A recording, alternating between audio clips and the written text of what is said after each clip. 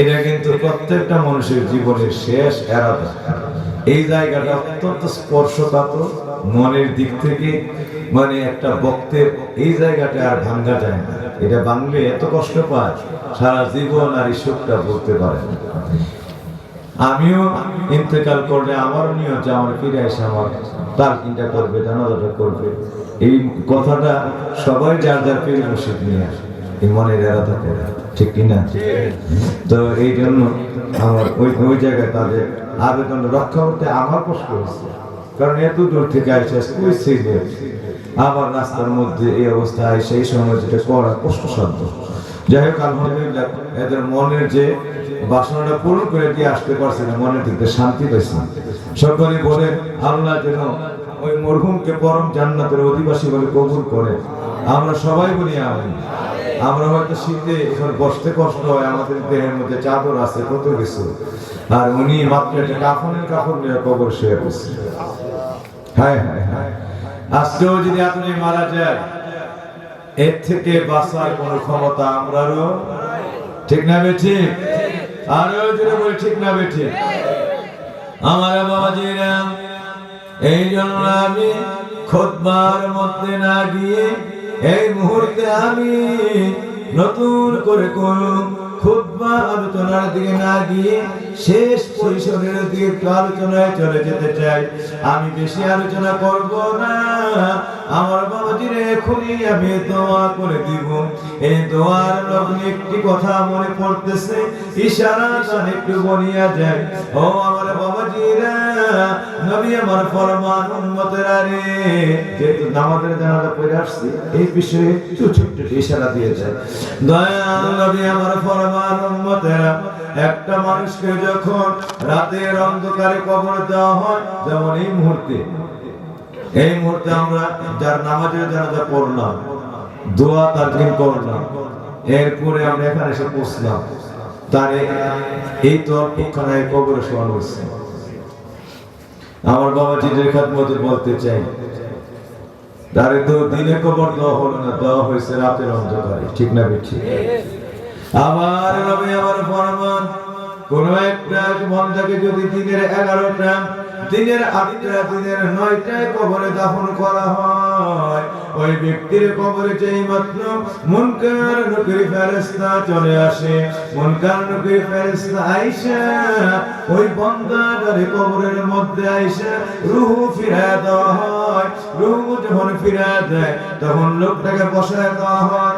বসাইতে সঙ্গে সঙ্গে ওই সময় প্রশ্ন করা হয়, মান রাব্বুকা, আমার দীনুকা, আমার নাবিয়ুকা। ও আল্লাহর বান্দা, বলো তোমার রব কে, তোমার ধর্ম কি, তোমার নবী কে? মাযা তা'রিফু হাযার রাজুল আল্লাযী বুইসা ইলাইকুম, এই মহাদেব যিনি এই মাত্র তোমার কবরের মধ্যে শুভাগমন করেছে, এই মহাজনের পরিচয় কি? আমার দয়াল নবী দেখায় প্রশ্ন, কবরের মধ্যে প্রশ্নটা করবে, বলো এই মহাজনের পরিচয় তোমার কাছে কি আছে? আমার বাপজিরা, ছোট্ট একটা এবারত আমি আপনার কাছে পড়ে যাই, আপনাদের কাছে, যে আজকে পর্যন্ত পৃথিবীতে কত ইতিহাস দেখলাম, কত ম্যাট্রিক পরীক্ষা, দাখিল পরীক্ষা, কত পরীক্ষার প্রশ্নপত্র ফাঁস হয়ে যায়, মানে ফাঁস হয়ে যায়, ফাঁস নকল করার জন্য প্রশ্নকে আগে পেয়ে গিয়ে উত্তর দিতে হবে, সব প্রস্তুতি, ওইটা মানে প্রশ্নপত্র ফাঁস করে আগের থেকে প্রস্তুতি নিয়ে ওই ভাই ভালো রেজাল্ট করার জন্য কত চুরিদারি জগতের মধ্যে হয় কি হয় না? লক্ষ লক্ষ টাকা দিয়ে প্রশ্ন ফাঁস করে ফেলে, হয় না ইতিহাস? এরপরে জানতে পারলে সরকার তার বিরুদ্ধে মামলা হয়, এরপরে তার চাকরি যায়, কত কিছু যায়, যারা এই কাজে জড়িত ছিল, কত ইনভেস্টিগেশন, কত প্রকার জাস্টিফিকেশন, কত কিছু তার বিরুদ্ধে হয়, তদন্ত হয়, অনেক কিছু হয়। আমার বাবাজিরা, কেন? একটু ভালো রেজাল্ট করার জন্য। এই যে প্রশ্নপত্র ফাঁস করা হয়, ওই ছাত্ররা মিলে ওই দায়িত্বে যারা থাকে প্রশ্নপত্র সংরক্ষণে, ওই সকল লোকদেরকে টাকা পয়সা দিয়ে প্রশ্নকে ফাঁস করে ফেলে, উদ্দেশ্য একটু ভালো রেজাল্ট করা, চুরি করে একটু ভালো রেজাল্ট করা, ঠিক না? আমার আজকে কাইতনা এলাকার বাবাজিদের কাছে প্রশ্নপত্র পাস করা হয়, একটু যেন ভালো রেজাল্ট করা যায়। ১,৫০০ বছর আগে প্রশ্ন পাস হয়ে গেছে। কবরের মধ্যে ৩টা প্রশ্ন হবে। প্রশ্নগুলি কি? মান রাব্বুকা, তোমার রব কি? আমান দীনুকা, তোমার ধর্ম কি? আমান নাবিয়ুকা আল্লাযী মাযা তারিফু হাযার রাজুল আল্লাযী বুইসা ইলাইকুম। বান্দা, তোমার নবী কে? এই যে মহাজন কবরের মধ্যে আছে, এই মুহূর্তে হাজির হয়েছে, তার পরিচয় তোমার কাছে কি আছে? এই মহাজনের পরিচয় বুঝায়া দাও। ১,৫০০ বছর আগে প্রশ্ন পাস হয়ে গেল, কিন্তু আজকে ডানে বামে আমার বাবাজিরা সহ সামনে আমার চতুর্দিকে বাবাজিদের সকলের কাছে প্রশ্ন। কবরের প্রশ্ন পাস হয়ে গেছে, কিন্তু মনের ডাক দিয়ে একবার জিজ্ঞাসা করে, এই যে প্রশ্নপত্র ফাঁস হয়ে গেল, সব জানিয়ে দিয়েছেন, সঙ্গে উত্তরগুলি বলে দিয়েছেন। মান রাব্বুকা, তোমার রব কে? রব্বি আল্লাহ, রব হল আল্লাহ। আমান দীনুকা, তোমার দ্বীন কি, ধর্ম কি? দ্বীন আল ইসলাম, ধর্ম হল ইসলাম। উত্তরগুলি বলে দিয়েছে, সঙ্গে বলেছে আমান নাবিয়ুকা, তোমার নবী কে? নাবিয়ুনা ওয়া হাবিবুনা, নাবিয়ুনা ওয়া হাবিবুনা ওয়া শাফিউনা ওয়া ইমামুনা ওয়া ইমামুল মুরসালিন, নবী মুহাম্মদুর রাসূলুল্লাহ সাল্লাল্লাহু আলাইহি ওয়াসাল্লাম। তো প্রশ্নপত্র পাস, উত্তরপত্র, কিন্তু মনের ডাক দিয়ে পৌঁছে সব জায়গা গেলাম। কবরে কি প্রশ্ন হবে তাও জানছি, উত্তরগুলিও কি হবে, কিন্তু আমরা সকলে উত্তর দিতে পারবো তো? এই একটা প্রশ্ন মনে রেখেন তো, কারণ দুনিয়ার প্রশ্ন ফাঁস হইলে মানুষের জন্য উত্তর দেওয়া সহজ হয়ে যায়। আর এই ধরনের কত কত প্রকার চুরিদারি, কত কিছু করতে হয়, কত কিছু করতে হয়। বাবাজিরা আমার, টাকা পয়সা এত কিছু, কত নিরালে, কত আড়ালে, কত নিবৃত্তিতে চুরি করতে হয়, কিন্তু কবরের গাঠের জন্য প্রশ্নপত্র জানার কোনো চুরি নাই, দাড়ি নাই, কিচ্ছু নাই, অটোমেটিক সব উত্তর সব শিখাই দিছে। এরপর মনটারে পড়েন তো, মন রে, এই উত্তর প্রশ্ন জানি, উত্তরও জানি, কিন্তু আমি এই উত্তর দিতে কবরের জগতে পারবো কি? ক্ষমতা কি আমার আছে? মনে ডাকতে বলেন তো না। বলে বাবাজিরা, আমার আল্লাহ আমার নবীর কাছে জানিয়ে দিয়েছে, ইয়া রাসূলুল্লাহ, ইয়া হাবিবাল্লাহ, জগতের মানুষগুলির বলে দে, এরা দুনিয়ার প্রশ্নপত্রের মতো নয়, দুনিয়ার অ্যানসার পত্রের মতো নয়, কবরের ঘাটের প্রশ্ন। যেই ব্যক্তি দুনিয়ার জগতের মধ্যে আমি আল্লাহর গোলামি, আপনি নবীর ইত্তেবা পরিপূর্ণভাবে পালন করেছে, আপনি নবীর জন্য জীবনটা দিয়ে দিয়েছে, আমি আল্লাহর জন্য জান মালগুলি কুরবান করে দিয়েছে, তারই পক্ষে উত্তর দেওয়া সম্ভব হবে। নাইলে কবরের মধ্যে তার জিহ্বাটা লোহার চাইতে শক্ত হয়ে যাবে, ঠোঁট গলিও লোহার চাইতে শক্ত হয়ে যাবে, সীসা ঢালা প্রাচীরের মতো এমন ভাবে শক্ত হয়ে যাবে, একটা ঠোঁট নাড়াই বাড়াই ক্ষমতা থাকবে না। উত্তর বলা তো পরের কথা, যত উত্তর আর তত কিছুই জানো, কবরে গিয়ে সব দক্ষিণ হয়ে যাবে। কি হয়ে যাবে? দক্ষিণ, একদম উল্টা হয়ে যাবে। উত্তরের সঙ্গে বিন্দু পরিমাণ তোমার কোন সক্ষমতা থাকবে? সক্ষম তারই থাকবে। ওই মান্ত্রা ফুকা, ওই রবের লোক দুনিয়াতে কানেকশন লাগাইতে হবে, জানি না গেলে হবে না, কানেকশন লাগাই যেতে হবে। মানতে লোকা এই ধর্মের আমলের সঙ্গে জীবন ডালে মিশাই দিতে হবে। জন্ম জানি না গেলে হবে না, ধর্মের আমলটা দিয়ে জীবনটাকে একদম মাথা থেকে পা পর্যন্ত ধর্মের আমলকে সাজাই ফেলতে হবে। এরপরে আমার বাবাজির নবী মান্নাবী কানা কিয়ামত হয়ে গেল, এই জবান দিয়ে নবীর উত্তর আসবে না, নবী সামনে থাকবে, ঠোঁটটা উঁচু করে উপর নিচ করে আঙ্গুলটা ইশারা করে, আঙ্গুলটা সীসার চেয়ে শক্ত হয়ে যাবে, নাড়াইবার ক্ষমতাও হবে না। হ্যাঁ, পারবেন সব দেখাইতে, সব বুঝাইতে, নবীকে জড়াইয়া ধরে মিল্লাতে রাসূলুল্লাহর কুলের মধ্যে আপনি উঠে যেতে পারবেন যদি হ্যাঁ একবার আমার নবী যা করছে, যা বলছে, যা করতে বলে গেছে প্রত্যেকটা সুন্নাত যদি জীবন দিয়া নবী পাকের প্রতিটা সুন্নাত দিয়ে যদি মাথা থেকে পা পর্যন্ত যে অঙ্গের যে সুন্নাত যে আমল আছে রাব্বিয়াল আলা রাব্বিয়াল আযিমের সঙ্গে সমস্ত আমল যদি জীবন দিয়ে আপনি বলতে পারেন, আমার নবীর গোলামের মধ্যে যদি মিশিয়ে দিতে পারেন, অটোমেটিক মিল্লাতে রাসূলুল্লাহ আমার নবীর নূরের কুলটা বানায়া দিবে। আমার নবীর আঙ্গুলে ইশারা করে যেই বাক্য আপনি ইশারা করবেন, আমার নবী এসে কুলটা বানায়া দিয়ে আপনাকে নূরের কুলের মধ্যে উঠায় দেবে। সুবহানাল্লাহ। যেই কথা একটু পরে গেছে যে বিসমিল্লাহি ওয়া আলা মিল্লাতি রাসূলিল্লাহ, তোমরা আমরা নূর নবীর কুলের মধ্যে রাখা যায়, মিল্লাতি রাসূলিল্লাহ রাখা যায়, এটা বললে হবে না। ওইটা মিল্লাতি রাসূলিল্লাহ, ওই মিল্লাতি রাসূলিল্লাহ, ওই মিল্লাত ওয়ালা আমার নবীর সারা সুন্নাত করতে হবে, সুন্নতের পায়দারি করতে হবে। করলেই মিল্লাতি রাসূলিল্লাহ দয়া করে কবরের মধ্যে হাজির হইয়া একটা নূরের কুলের মধ্যে উঠায়া জান্নাতের বাদশাহী তোমার হাতের মধ্যে সার্টিফিকেট করে, সার্টিফিকেট করে তোমার হাতের মধ্যে উঠিয়ে দিয়েছে। আমার বাবাজিরা আমার একদম জান্নাতবাসী, একদম স্বর্গবাসী করে তোমারে ওই কবর থেকে জান্নাতের বুকে, তোমারে জান্নাতের ফেরাশের মধ্যে, পবিত্র জান্নাতের বালাখানার মধ্যে তোমার নবী একদম জান্নাতের সুসজ্জিত বালাখানায় মালিক করে তারপরে তোমাকে কবর থেকে নবী তোমার কবর ছেড়ে তোমার থেকে যাবে। এর আগে নবী যতক্ষণ কবরের মধ্যে বিপদে আসো, একটা কদম নবী তোমার কবর থেকে তোমার সাইরা যাবে না। বাবাজিরা মানে দুনিয়ার প্রশ্নপত্রের মতো না, ফাঁস হইলে উত্তর পারবে না মনে না, ১৫০০ বছর আগে উত্তর যাচ্ছে, কিন্তু এই উত্তর কবরে দেওয়ার কোন ক্ষমতা জানে নাকি? আমার বাবা যে দিকে অটোমেটিক বলছে মান রব্বুক ওয়া রাব্বি আল্লাহ, রব আমার আল্লাহ।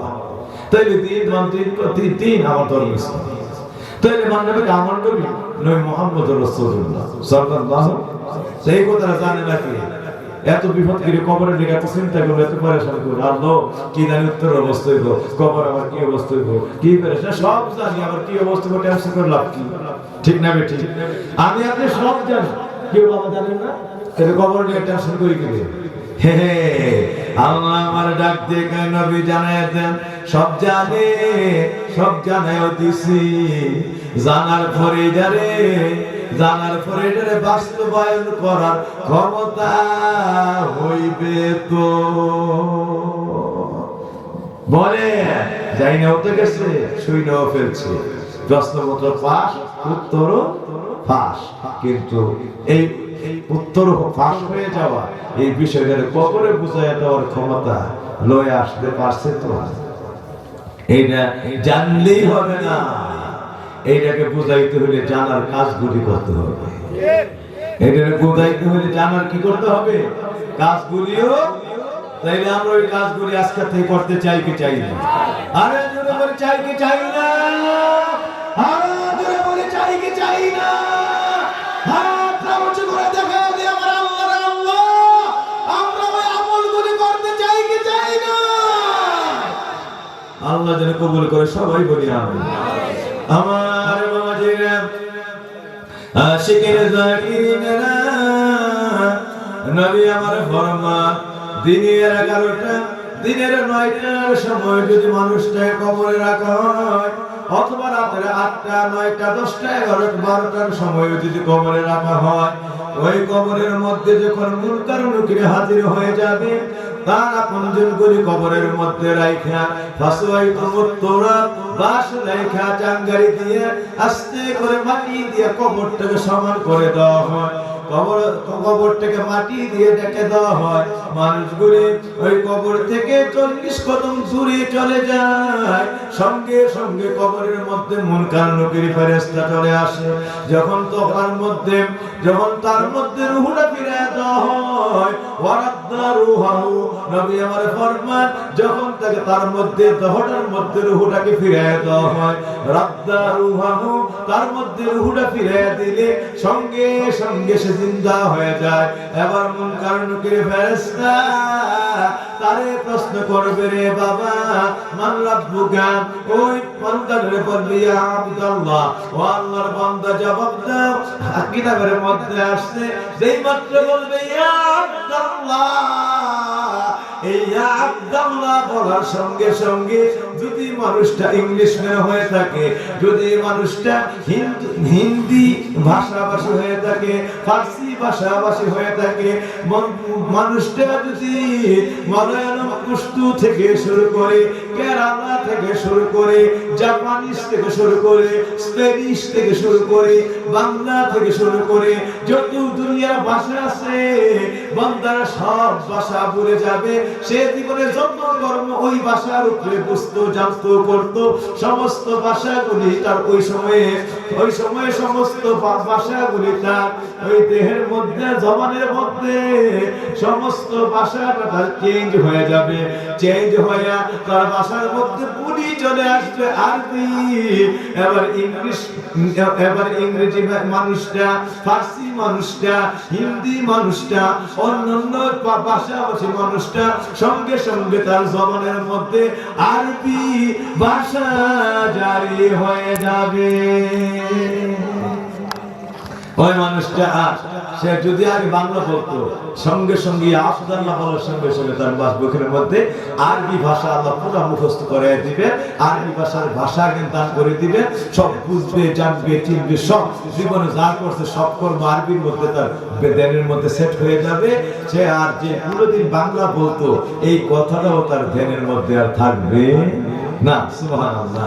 যেই মাত্র বলবি ইয়া আব্দুল্লাহ, আব্দুল্লাহ বলার সঙ্গে সঙ্গে বন্দাও সঙ্গে সঙ্গে আরবি ভাষায় সমস্ত ভাষার মধ্যে মনে হয় যে পিএইচডি ডিগ্রি করে ফেলছে, এমন ভাবে তার মধ্যে সিনাই গেঁথে যাবে, সিনার মধ্যে গেঁথে যাবে। তখন এই বন্দারে বলবি ইয়া আব্দুল্লাহ মান রাব্বুকা ওমান দীনুকা ওমান নাবিয়ুকা। বাবাজিরা, আমরা বাংলা ভাষাভাষী মানুষ, ইংলিশ, ফার্সি, অন্য ভাষাভাষী মানুষ বোঝার কথা না, কিন্তু সব ভাষা ফেরেশতাদের সমস্ত প্রশ্নগুলি আমরা বুঝতে থাকি।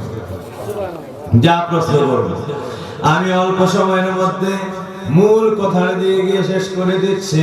যখন ফেরেশতা বলবে মানে মান রাব্বুকা মান দীনুকা ওমান নাবিয়ুকা, বন্দারা দিনের 9টার সময় অথবা রাতে 11টার সময় যদি দাফন করা হয়, যেই মাত্র রূহ ফিরায় দিয়ে প্রশ্নটা করবে, ওই ব্যক্তিরা তাকায় দেখবে তার কবরের ঘাটে সময়, সে দুনিয়ার দিকে তাকায় দেখবে আসরের সময় হয়ে গেছে, অথচ রাত্রির 9টা বাজে অথবা দিনের 11টা বাজে, সে দেখছে আসরের সময় হয়ে গেছে।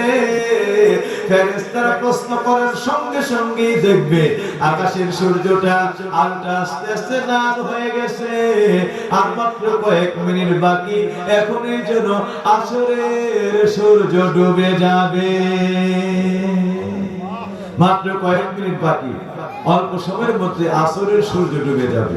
ব্যক্তিরা তাকায় দেখবে, সঙ্গে সঙ্গে ডাক দিবে, ও ভাই মুনকার, ও ভাই নাকির, ইসবির ইয়া মালাইকাতুল্লাহ, আল্লাহর ফেরেশতারা, ও ভাই মুনকার নকিরেরা, একটু দাঁড়াও, কিফ কানিলা, একটু সময় দাও, একটু সময় দাঁড়াও। বাইরে তাকায় দেখো আসরের সূর্য ডুইবা যায়, আসরের সূর্য ডুইবা যায়, সূর্যটা লাল হয়ে গেছে। ও ভাইরা, যে প্রশ্ন করেছো চেষ্টা করব আমি প্রশ্নের জবাব দেওয়ার জন্য, প্রশ্নের জবাব করে দিব। আসরের সময় চলে যায়, আসরের সূর্য ডুইবা যায়, ভাই একটু সময় দাও, দাউনি ও সাল্লি। ও ভাই ফেরেশতারা, আসরের সূর্য ডুইবা যায়, আমার 4টা রাকাত আসরের নামাজ পড়ার সুযোগ দাও। ভাই ফেরেশতারা, একটু দাঁড়াও, দাউনি উসাল্লি, আমার 4টা রাকাত নামাজ পড়ার সুযোগ দাও। এই কথাটা বলেই লোকটা আল্লাহু আকবার বলে আসরের নামাজের মধ্যে দাঁড়িয়ে যায়। আসরের নামাজ দাঁড়িয়ে যাবে, অথচ দিনের বাজতেছে 11টা। দিনের বাজে কয়টা? 11টা। সুবহানাল্লাহ। অল্প সময় কষ্ট হবে, কয়েকটা মিনিট দেখেন ঘটনা কি ঘটে। সুবহানাল্লাহ। ওই ব্যক্তিরা যখন আল্লাহু আকবার বলে নামাজের মধ্যে দাঁড়ায় যাবে, সঙ্গে সঙ্গে কবর থেকে 5-7 হাত দূরে যাবে। আল্লাহর ফেরেশতা মুনকার, আল্লাহর ফেরেশতা নকির, এক ফেরেশতা আরেক ফেরেশতার হাতে হাত রাখবে, হাত চাপ দিয়ে ধরে বলবে, রে ভাই নকির। মুনকার বলতেছে, ওরে ভাই নকির, আমার মতো বোকা আল্লাহর জমিনে আর কেউ না।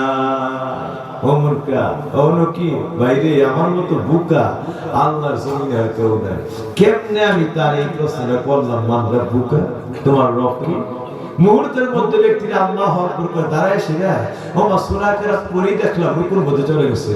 ওইখানে গিয়ে পড়তেছে সুবহান রাব্বিয়াল আযীম, রাব্বিয়াল আযীম, রাব্বিয়াল আযীম, রাব্বিয়াল আযীম।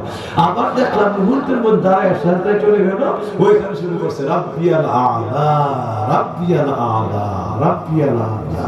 আমি যাই জিজ্ঞেস করলাম, মান রাব্বুকা?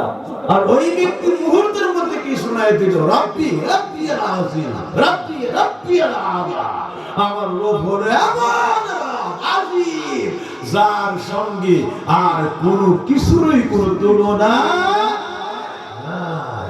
তার বড় রাব্বিয়াল আ'লা, তার চাইতে বড় আর কিছু নাই। তিনি হলেন রাব্বিয়াল আ'লা, তিনি হলেন রাব্বিয়াল আযীম। আল্লাহু আকবার। আরে বোকা, আরে ভাই নকির, আমি কি প্রশ্ন করলাম, এর চাইতে বোকা আল্লাহর জমিনে আর কে হতে পারে? কেমনে আমি এই প্রশ্নটা তারে করতে পারলাম যে তোমার রব কে, তোমার রবের পরিচয় তুমি দাও। আর এই ব্যক্তি আল্লাহু আকবার, রব আল্লাহু আকবার এই শব্দ শোনায় দিবে। এরপরে আবার সূরা কেরাত করে চলে গেল রাব্বিয়াল আ'লার মধ্যে, রাব্বিয়াল আযীমের মধ্যে।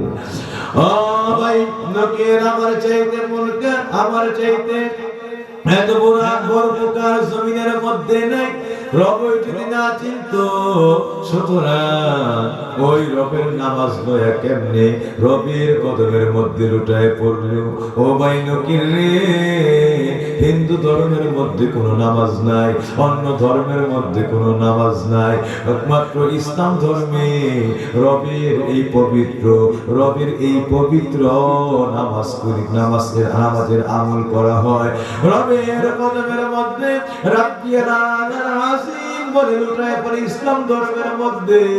সুতরাং রবই যদি না চিনতো, আর এই ধর্মের আমল না থাকতো, রব চিনতো কই থেকে? রবের আমল রাব্বিয়াল আ'লা, রাব্বিয়াল আযীম কই থেকে পেল? ভাইরে, আমি কেমনে পারলাম এই প্রশ্নটা করতে? আফসোস করতেছে, আর এই ব্যক্তি নামাজ পড়তেছে। আমার বাবাজিরা সঙ্গে সঙ্গে নকির মুনকারের হাত ধরে কয়, ভাইরে, আমার চাইতে বোকা আল্লাহর জমিনের মধ্যে আর কেউ নাই। আমি কেমনে প্রশ্ন করলাম মান দীনুকা? আরে ভাই, ধর্ম এই মান দীনুকা প্রশ্নটা যে করলাম, এর চাইতে বোকার জমিনে কে আছে? কারণ খ্রিস্টানের মধ্যে কোনো নামাজ নাই, ইহুদি ধর্মের মধ্যে কোনো নামাজ নাই, হিন্দু ধর্মের মধ্যে কোনো নামাজ নাই, বুদ্ধিস্টদের মধ্যে কোনো নামাজ নাই, আর্য আচার্যদের মধ্যে কোনো নামাজ নাই, আরো 5 মাথার ধর্মাবলম্বী আছে এদের মধ্যে কোনো নামাজ নাই। সুতরাং রে ভাই মুনকার, একমাত্র নামাজ হলো ইসলাম ধর্মের মধ্যে। সুতরাং যেই ধর্মের নামাজ বান্দা দাঁড়ায় গেছে, তারে আইলাম তোমার ধর্ম কি জিজ্ঞাসা করার জন্য। এর চাইতে বোকা জমিনের মধ্যে কে হইতে পারে? কেমনে আমি ধর্মের প্রশ্ন তারে করতে পারলাম? দেখছেন নামাজের দৌড় বুদ্ধ। আল্লাহু আকবার। নামাজের দৌড় কোন জায়গায় দেখছেন? সুবহানাল্লাহ। আমার বাবাজিরা সঙ্গে সঙ্গে প্রশ্ন করার সাহসী হারায় ফেলছে। আমি কেমনি প্রশ্ন করতে পারলাম? আমার দিনুকা, ধর্মের আমল এই ব্যক্তি, আর ইসলাম না জানলে, ইসলাম না পালন করে, ধর্মই না চিনলে এই নামাজ পালন পাইবে কোথেকে? নামাজটা কত ইসলাম ধর্ম। আমি কেমনে তার ধর্মের প্রশ্ন করলাম? ধর্মের আমল নিয়ে যে ব্যক্তি কোথায় দাঁড়িয়ে গেছে, ঠিক না? ঠিক। ধর্মের আমল ইসলামের প্রথমেই কালমা কলেমা পড়ার পরে সর্বপ্রথম যে আমল এটা হলো নামাজ। ঠিক না ঠিক? মানে শাহাদাত লা ইলাহা ইল্লাল্লাহ ওয়া আন্না মুহাম্মাদার রাসূলুল্লাহ পরেই হলো সাল্লাল্লাহু আলাইহি ওয়াসাল্লাম, এর পরেই হলো সালাত। ঠিক না ঠিক? ধর্মের প্রথম আমলের নাম দেই কি? নামাজ। প্রথম আমলের নাম কি? ইসলাম গ্রহণ করে প্রথম আমলের নাম কি? নামাজ। কায় হয় সে যদি ধর্মই না শিখতো তাহলে কোন জায়গা থেকে ধর্মের প্রথম আমলে দাঁড়ায় গেল? সুতরাং আমার চাইতে বুকার জগতে আর দ্বিতীয় কেউ হতে পারে। এবার মুনকার ধরছে নকিরের হাত, নকির ধরেছে মুনকারের হাত। এতক্ষণ মুনকার বলছিল আমার চাইতে বোকা কেউ নাই, এবার নকির আমার চাইতে বোকার কেউ নাই। এবার মুনকার নকিরের হাত, নকির মুনকারের হাত ধরে কই ভাই মুনকার রে, ও ভাই নকির রে, আমাদের চাইতে বোকা আর কেউ না। এতক্ষণ ছিল আমার চাইতে, এখন শুরু হয়েছে দুইজন মিলে আমাদের চাইতে বোকা এই আল্লাহর সৃষ্টি জগতের মধ্যে আর কেউ নাই। কেমন আমরা এই প্রশ্নটা কবরে করতে পারলাম যে আমার নবীকা? আরে নবী যদি না চিনত, নামাজ তো নবী আছে আল্লাহর কাছ থেকে। আমি তো বললাম তোমার নবী কে? আরে নবী এই নামাজের পথেই নবী আছে। আল্লাহর সঙ্গে 27 বছর মেরাজের মধ্যে মিশে গেছে, একদিন দুই দিন নয়। কিতাবে আসছে রে 27টা বছর এই মেরাজের মধ্যে মিশে থাইকা আমার নবী কয় আল্লাহু ইয়াদহু আলা উলকি, জিবরাইল পর্যন্ত আমাদের ভাই জিবরাইল ফেরেশতারা কয় যে জায়গায় গিয়া যাইতে সাহস পায় না সিদরাতুল মুনতাহা, ইয়া রাসূলুল্লাহ এখান থেকে শুধু আপনি যাইতে পারবেন, আমি যদি যাইতে চাই আমার 600 ডানা সহ নূরের ফেরেশতা জিবরাইল পুইরা ছাই হয়ে যাব। এই নূর এখন এই সিদরাতুল মুনতাহার পরে আল্লাহ নূরের পর্দা, এর 70,000 পর্দার ভিতরে আল্লাহ। এই নূরের পর্দার এত বড় পাওয়ার, এই তাজাল্লি আমি নূরের ফেরেশতা জিবরাইল, আমি যেই নূর দিয়ে তৈরি, এইটা সহ্য করার ক্ষমতা আমি নূর, আমি ফেরেশতা নূরের এই ক্ষমতা নাই। ইয়া রাসূলুল্লাহ এই পাওয়ারটা আপনারই দিয়েছে, শুধু আপনি ছাড়া পৃথিবীর কেউ এই জায়গা অতিক্রম করার আর দ্বিতীয় কোনো পাওয়ার নাই। সুতরাং আপনি যান, ইয়া রাসূলুল্লাহ আমি খেদমত করছি, গোলাম আমারে ক্ষমা করবেন, আমি আমার যতটুকু পর্যন্ত আপনার খেদমতের এরিয়া ছিল এতটুকু করতে পারছি, বাকি সব দায়িত্ব আল্লাহ নিজে পালন করবেন। কেমনে আপনাকে নিবেন, কিভাবে নিবেন, রফরফ চলে আসবে, ওই জায়গা সমস্ত আল্লাহর ব্যাপার। এখানে আমার কোনো গোলামি তদারকি ক্ষমতা পাওয়ার চলবে না। ইয়া রাসূলুল্লাহ দয়া করে আপনি যান, আমার আর যাওয়ার কোনো ক্ষমতা, আমার আর একটা চুল পরিমাণ কোন ওইটা কদম বানানোর কোন সুযোগ বানাইলে আমি 600 বছরের পাকা সহ আমি জিব্রাইল পুরা সাই হয়ে যাব। আমার বাবাজি এবার নকির বলতেছে ভাই মকির, ও ভাই মুনকার রে, যেখানে জিব্রাইল পর্যন্ত যেতে পারে না আমাদের ভাই জিব্রাইলের পর্যন্ত পাওয়ারলেস, ওই জায়গায় নবী চলে গেল। 27টা বছর আল্লাহর মধ্যে দিদার করলো, লা জামান না মাকানের মধ্যে চলে গেল। আমার আল্লাহ নবী আয়েশা বলতেছেন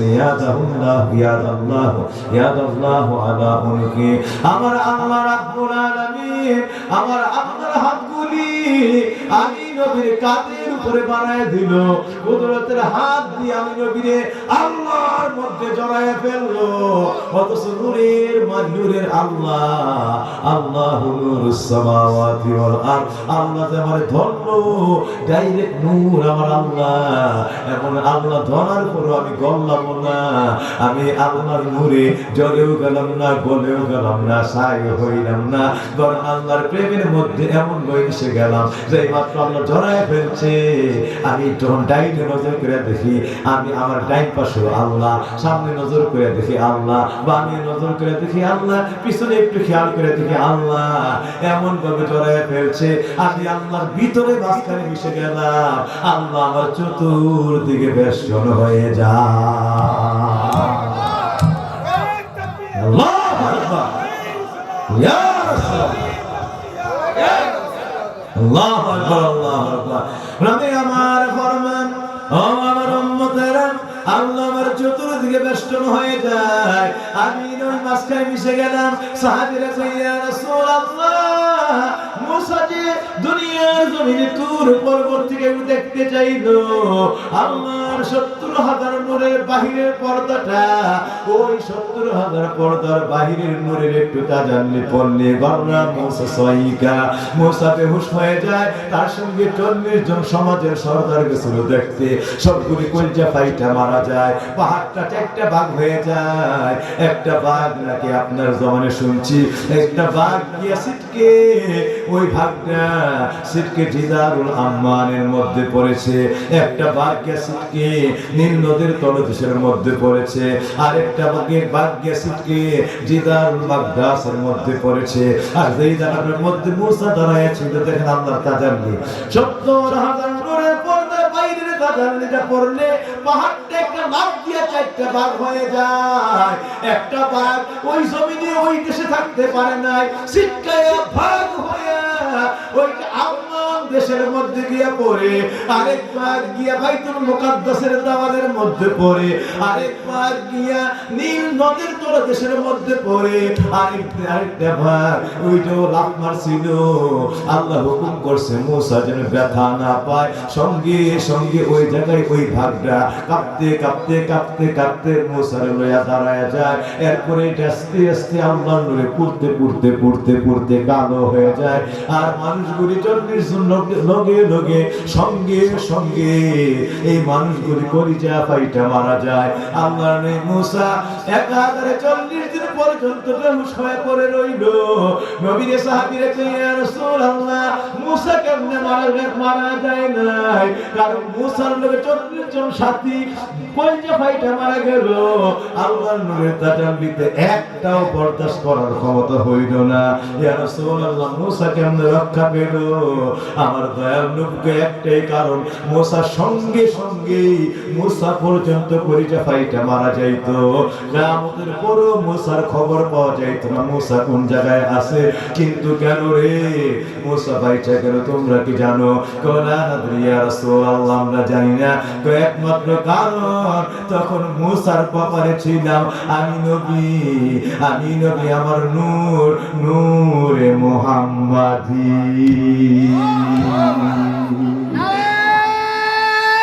আল্লাহু আকবার।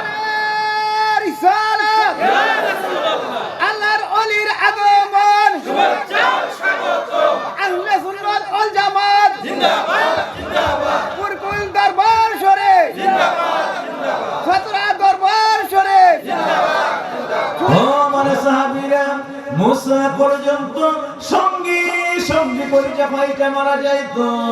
মুসার নিজের কোন কারামত নাই, এটা মুসার কোন মুজিজা নাই রে। একমাত্র মুজিজা হলো আমি দয়াল নবীর। ওই সব মুসার কপালে ছিল আমি দয়াল নবীর নূর মুবারক। আমরা বড় ভাগ্যবান, দয়াল নবী আল্লাহর মেহমান। আমরা বড় ভাগ্যবান, নূরের নবী আল্লাহর মেহমান। আমরা খুশি না বেজা? সবাই হাত না উঠায় দেখায় দেন আল্লাহ আল্লাহ। আমার নবীর খুশি না বেজা? আরো দিলে কই খুশি না বেজা? হাত না নামাই। গেলেন নবী খোদার আরশে, আরশ বলে নবীর সকাশে। জুতা মুবারকের ধুলি, জুতা মুবারকের ধুলি আমার বুকে রেখে যান। দয়াল নবী আমার মেহমান, না আমরা বড় ভাগ্যবান, নূরের নবী আল্লাহর মেহমান। সবাই আমরা বড় ভাগ্যবান, দয়াল নবী আল্লাহর মেহমান। আপনি জুতা মুবারকের ধুলি, জুতা মুবারকের ধুলি আমার বুকে রেখে যান। দয়াল নবী আল্লাহর মেহমান, আমরা বড় ভাগ্যবান দয়াল নবী আল্লাহর মেহমান। সকলে বলি মারহাবা। আমার নবীকে মুসার কারামত ধরে উম্মতরা একমাত্র মুসা বাসার কারণ হইল মুসা কলিজা ফাইটা শুধু না, মুসার হাড্ডি টুকরো পাওয়া যেত না, যে তাজাল্লি মুসার উপরে পড়ছিল, এখানে সকলের উপর চাপ পড়ছিল। এর এর 1 কোটি ভাগের 10 ভাগ সবার উপর পড়ছে, আর সবাই ওই জায়গায় কলিজা ফাইটা মারা গেছে। এই 1 কোটি ভাগের 10 ভাগের বাইরে 1 কোটির বাকি অংশ সবটা মুসার উপরে পড়ছে। মুসা বাঁচলে এত এত এত বড় তাজান্নের পরে বাঁচলে তখন আমি নবীর নূরটা মুসার কপালের মধ্যে ছিল। একমাত্র মুসা বাইচা যাওয়ার কারণে আমি নবীর নূর মুবারক এই দেহের মধ্যে পড়ছে, আমি ছিলাম তার কপালের মধ্যে। এই দেহটার তাজান্নি দেহ সহ্য করতে পারে নাই, তখন ওইটার মানে অনাসহ্যর কারণে তখন 40 দিন পর্যন্ত বেহুশ হয়ে যায়। আর বেঁচে যাওয়ার কারণ প্রাণে রক্ষা পাওয়ার কারণ আমি নবী ছিলাম তার কপালের মধ্যে। সুবহানাল্লাহ। এই রাহমাতুল লিল আলামিন থাকলে যদি মুসা এই মহাবিপদ থেকে বেঁচে যেতে পারে, ওই রাহমাতুল লিল আলামিন যার কবরের মধ্যে থাকবে, ওই কবরে কি আর কোনো আযাব হইতে পারে? আরো জোরে বলেন কি পারে? আল্লাহু আকবার। এর নাম রাহমাতুল লিল আলামিন। দেখেন না সামনের ঘটনাটা আশ্চর্যপূর্ণ। সুবহানাল্লাহ। ওই দুই ফেরেশতা মনে আছে না, নাক দিয়ে বলতেছে, এতক্ষণ বলছিল আমার চাইতে, এখন বলতেছে আমরার চাইতে, আমাদের চাইতে পোকা আল্লাহর ফেরেশতার মধ্যে আর কেউ নাই। যে জায়গার মধ্যে হযরত জিবরাইল আল্লাহর একটা নূরের পর্দা ক্রস করার মতো কোনো ক্ষমতা হয় না, আর ওই সর্বনূরের পর্দা পাড়ি দিয়া আমার আল্লাহ রাব্বুল আলামিনের দিদারের মধ্যে একদিন 2 দিন নয় 27 বছর পর্যন্ত আল্লাহর প্রেমে মিশিয়া যায়। এক ফেরেশতা আরেক ফেরেশতার কয়, তোরা কি বুঝছিস আমার নবীর হাকিকত কত আশ্চর্য? কো ভাই কৌতুক কি আশ্চর্য?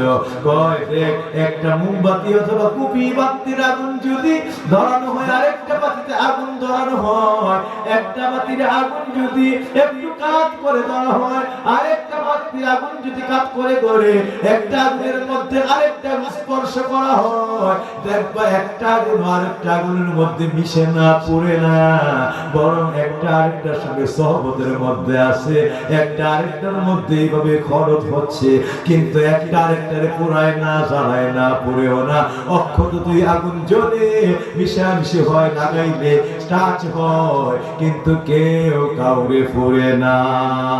ঠিক না বেটি? ওই দয়াল নবী আমার আল্লাহর মধ্যে মিশে গেছে।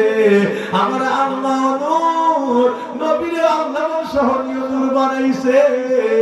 আল্লাহর এমন নূর, এমন প্রেমের নূর বানাইছে, যেই নূর আল্লাহর মধ্যে মিশে গেল। 27 বছর আল্লাহর মধ্যে, আল্লাহ চতুর্দিকে নই মাঝখানে, এই তাজালির মধ্যে গড়াগড়ি খাচ্ছে, প্রেমের মধ্যে মিশে গেছে। 27 বছর পর্যন্ত একটা পশম নবীর জ্বলে না। ঠিক না বেটি? আল্লাহু আকবার। ওই নবীর প্রেম আমরা চাই কি চাই না? সবাই বলতে হবে চাই কি চাই না? আমরা সবাই কি চাই? আরো জোরে কাই তোলার মানুষ কি চাই? আমরা ওই নবীর মহব্বত চাই কি চাই না? আল্লাহু আকবার। ওই নবী যার অন্তরে সিনার মধ্যে, প্রেমের মধ্যে, ওই নবীর ইত্তেবা, নবীর প্রেম, নবীর মহব্বত, নবীর ইশক যার সিনার মধ্যে থাকবে, কসম আল্লাহর, নবী যেমন আল্লাহর আগুনে তাজাল্লিতে পুড়ে না, ওই ব্যক্তিও বিন্দু পরিমাণ কবরে হাসরের ময়দানে ফুলসিরাতে ভয় নাই। জাহান্নামের আগুন কোটিবার আইনা দিল, তার একটা পশম পুরার কোনো ক্ষমতা জাহান্নামের হবে না। আল্লাহু আকবার। এই জন্য এর নাম বলা হয় আশিকুর রাসূল। আমরা আশিকুর রাসূল হইতে চাই কি চাই না? সবাই রাজি আছি? আমরা সবাই রাজি আছি? আশিকুর রাসূল হইতে চাই। আজকে আশিকুর রাসূলের কথাটা আর 2-4 মিনিট বলে শেষ করে দিচ্ছি। এবার 2 ফেরেশতা বলতেছে, যেই নবী আমার 27 বছর পর্যন্ত আমার আল্লাহর প্রেমের মধ্যে মিশে থেকে হাতটা বাড়ায় দেয়। আল্লাহ কয়, নবী আপনার একটা কাণ্ড বারবার দেখি আমি, এটা জানি আমার কাছে কেমন লাগে, এটার দিকে তাকাইলে জানি আমি আল্লাহর কাছে বিষয়টা কেমন লাগে। কয়, আমার নবী আল্লাহ কি? আপনি আমার প্রেমের মধ্যে মিশে আছেন, আপনারা আমার প্রেমের মধ্যে জড়ায় ফেলছি। আমি চতুর্দিকে আমি আল্লাহর দিদার আপনার চতুর্দিকে আমি সেট করে দিয়েছি, আপনি আমার মাঝখানে মিশে আছেন প্রেমের মধ্যে। ইয়া রাসূলুল্লাহ, সব নবী রাসূল চাইও জীবনে একবার আমারে দেখতে পারলো না, আর আপনারা আমি আল্লাহর বাড়িতে আসছি, মহল্লায় না জামাল্লাহ মাকামের মধ্যে নিয়ে আসছি, আর আমি নিজে আপনার প্রেমের মধ্যে মিশে জড়ায় ফেলছি। সব পাইলেন, আমি আল্লাহ আমার আপনারে দিয়ে দিলাম। এরপরও আবার মাঝে মাঝে হাতরা বাড়ায়া কি আমি দেখি যখন প্রেমে জড়ায় ফেলি, মাঝে মধ্যে আমার চোখের সামনে হাতটা বাড়ায় দেয়। এ রাসূল, হাতটা বাড়ানি দেখি আমি আমারই দিয়ে দিলাম আপনাদের, আপনি এরপরও কি পায়েও খুশি হইতে পারলেন না? কারণ সব খুশি হয়েছি, তাইলে কাল্লাটা মনটা পুরে জলে মনের মধ্যে কি জানি একটা বেদনা আমার কাঁদায়। কি বেদনা? আচ্ছা, নবীর মনে কি বেদনা আমার অন্তর্যামী আল্লাহ জানে কি জানে না? সবাই বলেন তো, জানে কি জানে না? কিন্তু এখানে কি একটা সুন্দর ড্রামা নাটক চলতেছে। আল্লাহু আকবার। আমার আল্লাহ আর নবী যদি কথাটি না কইতো, কালামটা না হইতো, মনে মনে রেখে দিলে আমরা জানলাম না। এই জন্য এটা মনের থেকে দুইজনই প্রকাশ করছে, একটা হাদিস হয়ে এটা আমাদের কাছে আসছে। সুবহানাল্লাহ। আমরা জানলাম দেখে, এই জন্য জানতে পারি আমরা খুশি না বেজা। আমার বাবাজিরা, আল্লাহ কয় একটু পর পরে হাত না বাড়ায় দেন। কেন গো ইয়া রাসূলুল্লাহ, হাত না বাড়ান কেন? আমি বলতে চাইছি, আল্লাহ জিজ্ঞাসা করে এই আল্লাহ কেন হাত বাড়ায় জানে কি জানে না? আমার আল্লাহর পর কয় কেন আপনি হাতরা বাড়ান? আল্লাহ সব পাইছি, সব দেখছি, দিদারের মধ্যে মিশে গেছি, আমার মনের মধ্যে কোনো প্রকার শোক বেদনা শোকতাপ নাই, কিন্তু মনটার মধ্যে কষ্ট, আমার উম্মত গুলি আপনারে দেখতে পারলো না। আর দ্বিতীয়বার মনের মধ্যে আরেকটা কষ্ট, আল্লাহ শুনছে আমার অসংখ্য উম্মতটাই গুনাহগার হবে, এই পাকে ভরা দুনিয়ার পাকে তাপের মধ্যে মিশা অসংখ্য উম্মত জয়ীফ হবে, দুর্বল হবে, গুনাহগার হয়ে যাবে। আল্লাহ এই গুনাহগার উম্মতের কথাটা মনে হইলে আমার অন্তরটা পর্যন্ত এদের জন্য বিগলিত হয়ে যায়। আল্লাহ সহ্য করতে পারি না, তখন আপনার দিদার পাওয়ার মনের মধ্যে পরেও আমার অন্তরের মধ্যে জ্বালা পোড়া শুরু হয়ে যায়। আমার উম্মত গুলির উপায় কি হবে? আল্লাহ আমি তো শান্তি পাইছি, কিন্তু আমার উম্মতটা শান্তি পাইবে কেন? আল্লাহু আকবার। আমার আল্লাহরে পায়ও, কিন্তু উম্মত বলে মনের মধ্যে এরপর আমার মধ্যে কষ্টই যায় না। আল্লাহরে পাইছে এরপর এটা নবীর মানে এরপর আল্লাহরে পাওয়ার পর নবীর মনের মধ্যে আরেক বেদনা জড়ে এরপরে এইটা দিও নবীর মনের মধ্যে কোনো শান্তি নাই। হ্যাঁ, কেমন দরদিও না ওই দয়া নবী। সুবহানাল্লাহ। আল্লাহ কই কেন কি হইছে আপনার? আল্লাহ আমার উম্মত গুলিরে তুমি এই মুহূর্তে maaf করে দাও। আল্লাহ আমি হাতটা বাড়ায় রাখি শুধু তোমার কাছে, আমার উম্মত গুলিরে maaf করে দাও। আমার আল্লাহ কই ইয়া রাসূলুল্লাহ, আপনি জবান দিয়েও কিছু বলেন না, শুধু হাতটা বাড়ায় দেন। আপনার এই পবিত্র নূরানি হাতে আমি আল্লাহর প্রেম মহব্বত এমন ভাবে ছড়ায় পড়ে মিশে হইতে পারি না। ইয়া রাসূলুল্লাহ সাক্ষী হয়ে যান, হাতটা বাড়ানোর সঙ্গে সঙ্গে আমি আল্লাহ আপনি নবীর ৭০,০০০ জাহান্নামী গুনাহগার উম্মতরে জান্নাতি বানায়া দিলাম। আল্লাহু আকবার। ইয়া রাসূলুল্লাহ, ইয়া রাসূলুল্লাহ। সকলে বলি মারহাবা, আরো যদি বলি মারহাবা। আর নবী হাতটা বিছায় আল্লাহকে ৭০,০০০ জান্নাত জাহান্নামে উঠে গেছে, একদম আর রক্ষার অবস্থা নেই। একেবারে সমস্ত উদরে সমস্ত কিছুতে আমলের মধ্যে গুনার ওজন জমিন ভেদ করে নিচে চলে গেছে।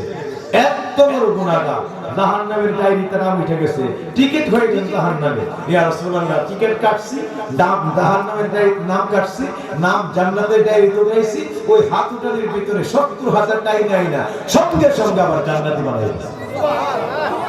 আমার নবী আবার প্রেম চলতেছে। আমার আল্লাহ সব হঠাৎ করে হাতটা পিছিয়ে দেয়, উম্মতের কথা মনে হয়ে যায়, কান্নাকাটি শুরু করে। আমার আল্লাহকে আসলে কেন গো আল্লাহ উম্মতে হাবলি উম্মতি হাবলি উম্মতি, আল্লাহকে রাসূল আল্লাহ যান আবার 70,000 গুনাহগার উম্মত জাহান্নাম থেকে নাম কাইটা জান্নাতি বানায়া দিলা। আবার 70,000 এইভাবে কিতাবের মধ্যে আসছে। আমার নবী একবার দুইবার নয়, আমার নবী একাধারে 70,000 বার আল্লাহর সঙ্গে দিদারের মধ্যে আমার নবী আল্লাহর কাছে 70,000 বার একটু করে করে হাতটা বিছিয়ে দিছে। আর প্রতি একবারে আমার আল্লাহ 70,000 করে গুনাহগার উম্মত মাফ করে দিয়েছে। এবার হিসাব করে দেখেন কত কোটি কোটি কোটি কোটি কোটি কোটি গুনাহগার উম্মত একটা দিদারের ভিতরে মাফ করেছে। আল্লাহু আকবার। নবী 70,000 বার হাত বিছিয়েছে। কত হাজার বার? আমার নবী কতবার আপনি মনে করছেন দিদারের মধ্যে 70,000 বার হাত বিছিয়েছে। আর প্রতি একবার আমার আল্লাহ 70,000 করে গুনাহগার উম্মত মাফ কইরা জাহান্নাম থেকে নাম কাইটা জান্নাতের মধ্যে সার্টিফিকেট উঠায় লগন করে জান্নাতে বানাইছে। সুবহানাল্লাহ। এমন নবীর রেঞ্জ কেউ শেষ করতে পারবো? আমার আল্লাহ দিদার করে কই রাসূলুল্লাহ সামনে জানতো দেখেন ঘটনাটা কি ঘটছে। আমার নবী সামনে গেছে, গেলে এই 8টা জান্নাত আপনি দেখা যান, দিকে চোখ বাড়ায়। নবীজি জান্নাত দেখার জন্য গেছে। হ্যাঁ হ্যাঁ, কি ঘটনা ঘটলো?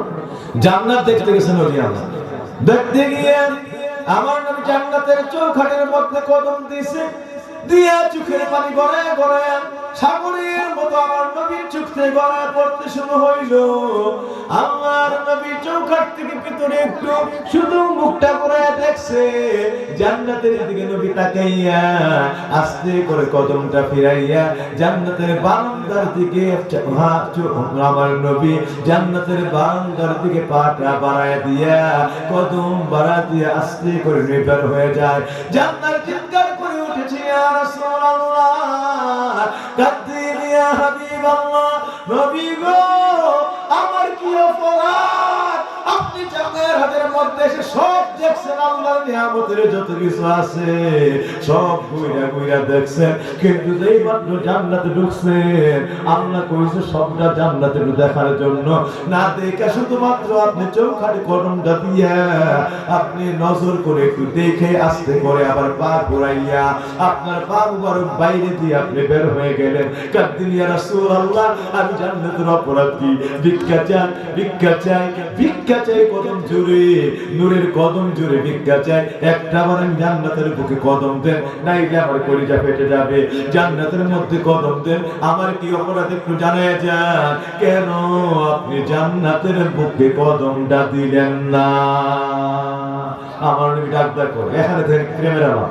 নবীকে ইয়া রাসূলুল্লাহ আপনি দেখেন না এই জান্নাতের কোনটা ফাইটা দিবেন, আপনার কি মন চায় না যে একটা বার তার আবেদন রক্ষা করেন? কাদ্দিন ইয়া রাসূলুল্লাহ, অনুগ্রহ করে কদমটা রাখেন। আপনি কেমনে বের হয়ে যান, আপনার মনটা কেমনে চায় এই জান্নাতের খুশি না করে আপনি বের হয়ে যান। তার একটু দিদার দিলে কি হয়, কি হয় একটু দিদার দিলে? আপনি একটু জান না জান্নাতটা কি করে কাঁদতেছে, আপনি যান, ইয়া আল্লাহ পারবো না। নবী আমার একটু যা একটু কথাটা আপনি আমার ওয়াদাটা রাখেন, জান্নাত কি করতেছে দেখেন। আচ্ছা নবী কেন যায় না, জান্নাত কেন চাইতেছে? আল্লাহ জানি কি জানে না? সবাই বলতে হবে জানি কি জানে না? হ্যাঁ, আবার যদি আল্লাহর মনে আর নবীর মনে রাখা দেয় তো আমরা এই হাদিস জানতে পারবো না, ঠিক না ঠিক? এই জন্য দুইজনের নাটক চলতেছে। সুবহানাল্লাহ, কি প্রেমের নাটক! আমার আল্লাহ কই কেন যান না, নবী কই কেমনে যাব, আমি পারবো না।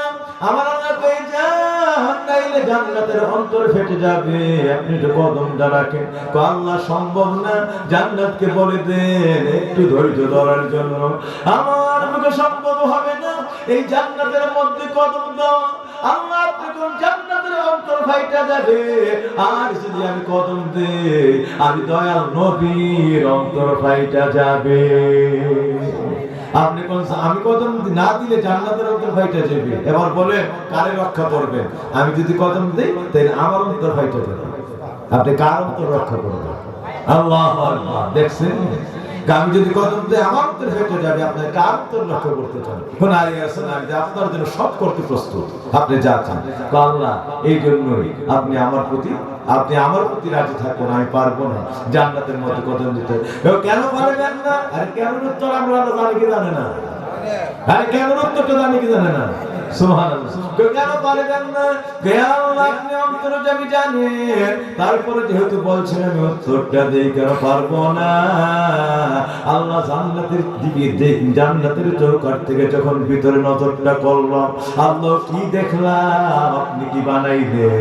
যেই দিকে চোখ যায় মনে যায় যে কিয়ামত পর্যন্ত একটা চোখ আর বাহিরে ফিরাতে মন চায় না। আল্লাহ এই জান্নাতে ঢুকতে গিয়ে সঙ্গে সঙ্গে আমার উম্মতের কথা মনে পড়ে গেছে।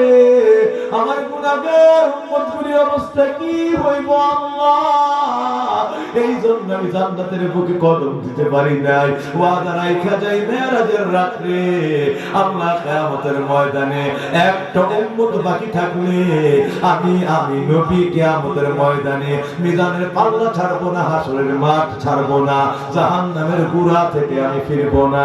ইয়া আল্লাহ তোমার কাছে আজকে আমি জানায়া যাই মেরাজের রাত্রে কিয়ামতের ময়দানে সবগুলি গুনার উম্মত সাফায়াত করতে করতে করতে করতে করতে করতে করতে করতে সর্বশেষে যখন আমার সবগুলি আশিক রাসূলকে সাফায়াত করা শেষ হইবে, এরপরে আমি এই সবগুলি উম্মতকে আমার বুকের মধ্যে গুনাহগার গুলির দুইটা বাহু জড়ায়া রহমতের বাহুর মধ্যে বুকের মধ্যে আগলে ধরে একসঙ্গে আমি জান্নাতের মধ্যে ঢুকবো। এর আগে আমি উম্মত ছাড়া জান্নাতের ভিতরে ঢুকবো না।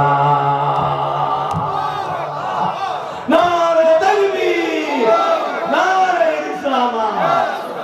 সব দেখছি উম্মত ছাড়া মেরাজের মধ্যে, কিন্তু জান্নাতের মধ্যে আমি কদম দেই নাই। উম্মত ছাড়া আমি জান্নাতে ঢুকবো না। উম্মত ছাড়া আমি জান্নাতে কিয়ামতের ময়দানে সব উম্মত মাফ করবা, গুনাহগার মাফ করবা, আমার উম্মত বুঝাইয়া দিবা। যেই মাত্র বুঝাইয়া দিবা আমি আমার সব গুনাহগার উম্মত বুকে লইয়া রহমতের বাহু দিয়ে জড়াইয়া বুকের মধ্যে আগলে রেখে একসঙ্গে যেদিন জান্নাতে ঢুকতে পারবো গুনাহগার উম্মতগুলি লইয়া, ওই দিনই জান্নাতে ঢুকবো। ওয়াদা করছি আজকে তোমার কসম খাইয়া, এর আগে আমি তোমার জান্নাতের মধ্যে ঢুকবো না যতক্ষণ আমার গুনাহগার উম্মত লইয়া বুকে লইয়া আমি তোমার জান্নাতে ঢুকতে না পারবো। বান্ধব কারে চিনলেন দুনিয়াতে? বান্ধব চিনলেন কারে? দুনিয়া মুখ প্রেম করলেন, যারে প্রেম করলে আজকে সবটা প্রেম আপনি চাই না নবীর বুকের মধ্যে নিয়ে যাইতে। এই প্রেমটাই আজকে করতে পারবো না। না কেমন দয়া, জান্নাতের সর্বজায়গায় নবী ঢুকছেন, মানে আমরা মেরাজের রাতে আপনার জগতের সর্ব জায়গায় গেছেন, কিন্তু একমাত্র জান্নাতের ভিতরে ঢুকে বারান্দা দিয়ে মাত্র জান্নাতে দরজায় দাঁড়াইছে। চৌখানে কদম দিয়া দেওয়া মাত্র উম্মতের কথা মনে হয়ে গেছে, সঙ্গে সঙ্গে চৌখাট থেকে ফিরে চলে আসছে। আল্লাহ ডাকলো, জান্নাত ডাকলো, সব ডাকলো, একটা বার ফিরেও তাকায় উত্তরটা কি দিয়ে আসছে? যেই দিন আমার গুনাহগার উম্মত মাফ করবা, আমার বুকে আমার উম্মত ফিরাইয়া দিবা, আমি যেই দিন দুইটা রহমতের বাহু জড়াইয়া দিয়া উম্মত গুলির বুকে নিয়ে জান্নাতে ঢুকতে পারবো, ওই দিনেই তোমার জান্নাতে ঢুকবো। এর আগে কসম করে আছে তোমার এই পবিত্র মেরাজে বইলা গেলাম, আমি তোমার জান্নাতের ভিতরে কদম দিব না। সুবহানাল্লাহ, আল্লাহু আকবার, আল্লাহু আকবার। আমরা বড় ভাগ্যবান, দয়াল নবী আল্লাহর মেহমান। আমরা বড় ভাগ্যবান, নূরের নবী আল্লাহর। আমার বাপজিরা যেই জায়গায় ছিলাম এইটা বলে শেষ করে দিচ্ছি। মুনকার নকির বলতেছে, রে ভাই মুনকার, ও ভাই নকির, নবীর প্রশ্ন আমরা করলাম, আমরা যে প্রশ্ন করলাম একটাবার চিন্তা করলাম না, ভেবেও দেখলাম না কারে প্রশ্ন করলাম, কোন জায়গায় প্রশ্ন করলাম। ও ভাই মুনকার, ভাই নকির রে, যেই নবী আল্লাহর দরবারে প্রেম কইরা আবার আল্লাহর প্রেমের মধ্যে মিশে থেকে দিদার নৈকট্য পাইয়া 27 বছর ধরে আল্লাহর নৈকট্য থেকে মেরাজ করে যেই নবী আল্লাহর দরবার থেকে এই পবিত্র নামাজ উপহার করে উম্মতের জন্য নিয়ে আসলো, সুতরাং নবী নবী যদি না চিনত নবীর নামাজ কেমনে পাইল? নামাজ তো আমার আল্লাহর দিদার থেকে আমার নবী আনছে। আমার নবী আল্লাহর তরফ থেকে পবিত্র প্রেমের নামাজ নিয়ে আসছে। আমার আল্লাহর কাছে কাঁদতে, আল্লাহ আমি তোমার মেরাজ পাইলাম, দিদার পাইলাম, বেজার হয়ে গেলাম, আমার উম্মত গুলি কি তোমার দিদার পাইল না? আমার আল্লাহ ডাক দিয়া কইনে, আমার আল্লাহ আমার নবীকে আল্লাহ কি এর মধ্যে 5 ওয়াক্ত নামাজ আছে, আমি আপনার উম্মতকে নামাজটা দিলাম, আপনার প্রেম করছি আমি আল্লাহ আরশের মধ্যে আইনা আপনার উম্মত গুলি যখন এই পবিত্র নামাজ নয়া আমি আল্লাহর দরবারে রাব্বিয়াল আযীম রাব্বিয়াল আলা করে রুকু আর সিজদার মধ্যে লুটায় পড়বে, আমি আল্লাহ রূহানি হালাতে গিয়া তার আত্মার মধ্যে গিয়া আমার দিদার দিয়া আমি আল্লাহ নিজে প্রেমের মধ্যে মিশায়া লইব। ইয়া রাসূলুল্লাহ, ইয়া হাবিবাল্লাহ, আমি ওয়াদা দিলাম আপনার এই প্রেমের নামাজ এই উম্মতের মধ্যে থাকবে, মিফতাহুস সালাতুল জান্নাহ। এই নামাজ দ্বারা আমি আল্লাহ আপনার উম্মতের জান্নাতের চাবি বানায় দিলাম। নামাজ নামক চাবি বুকামি এর চাইতে বুকা জগতের কেউ নাই। নবী না চিনলে ব্যক্তি জীবনও নামাজের সন্ধান খুঁজে পাইতো না। নবী চিনে, নবী মানছে, নবীর উপর ঈমান আনছে, আর নবীর থেকে নবীর প্রেমের আমল নামাজের আমল পাইছে। সুতরাং এই প্রশ্ন করা সবচাইতে বড় আমাদের অপরাধ হয়ে গেছে। চলো আল্লাহর কাছে যাই, আর কবরে ঢুকতে চাই না। গিয়া দিকে আল্লাহ প্রশ্ন করছি না রাব্বুকা দীনুকা নবিয়ুকা বলে, এখন থেকে সেই ব্যক্তি রাব্বিয়াল আলা রাব্বিয়াল আযীম বলে নামাজের মধ্যে রুকু সিজদা আল্লাহ নামাজ নিয়ে কবরের মধ্যে দাঁড়িয়ে গেছে।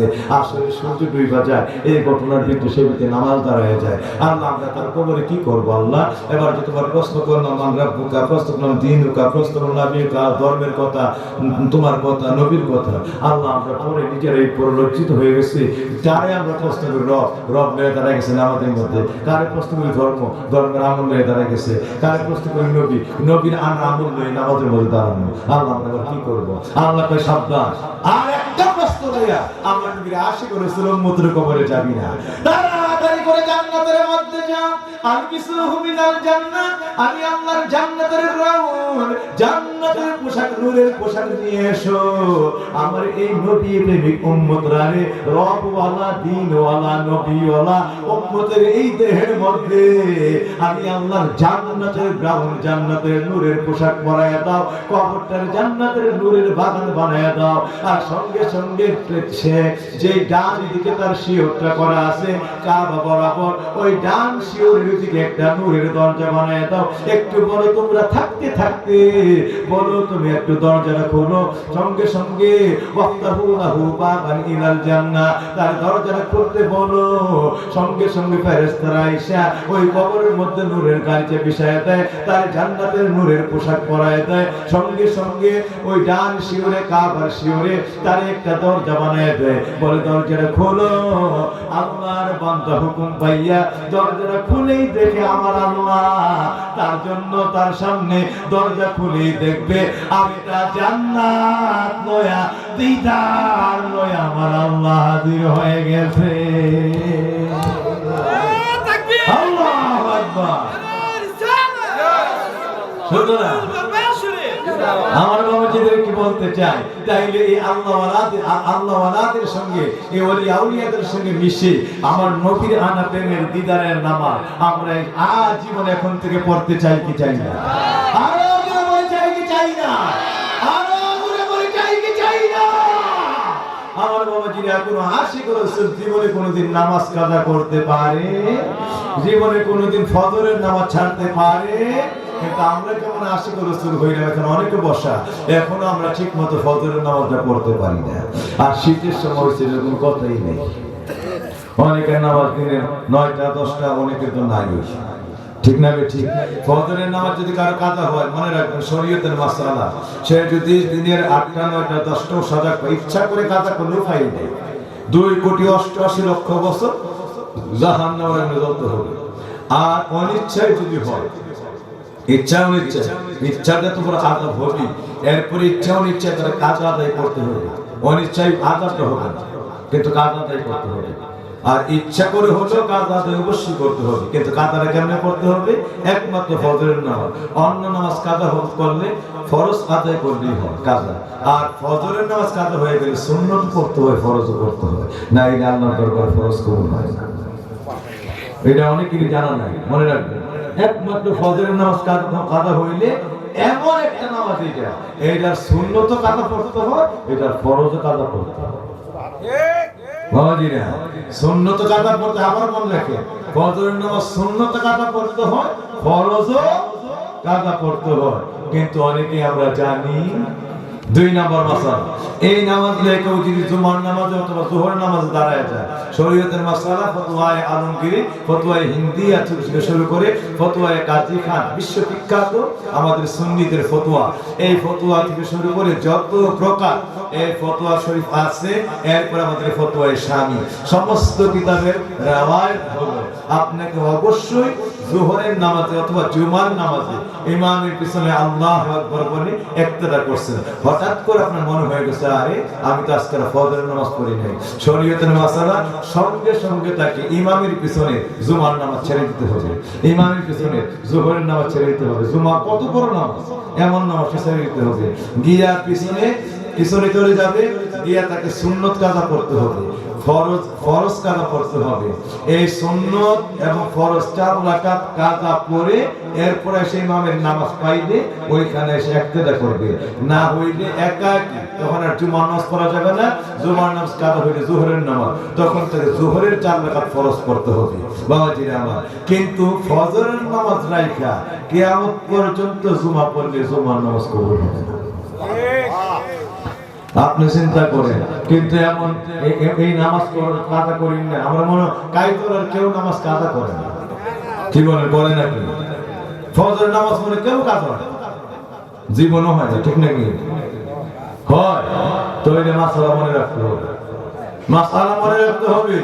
এমন জুমার নামাজের মধ্যে দাঁড়ায় গেছে, মনে হয়েছে আরে আমি তো ফজরের নামাজ পড়ি নাই, তাড়াতাড়ি করে নামাজ ছাড়তে হবে, আগে ফজরের সুন্নত পড়তে হবে, ফরজ পড়তে হবে।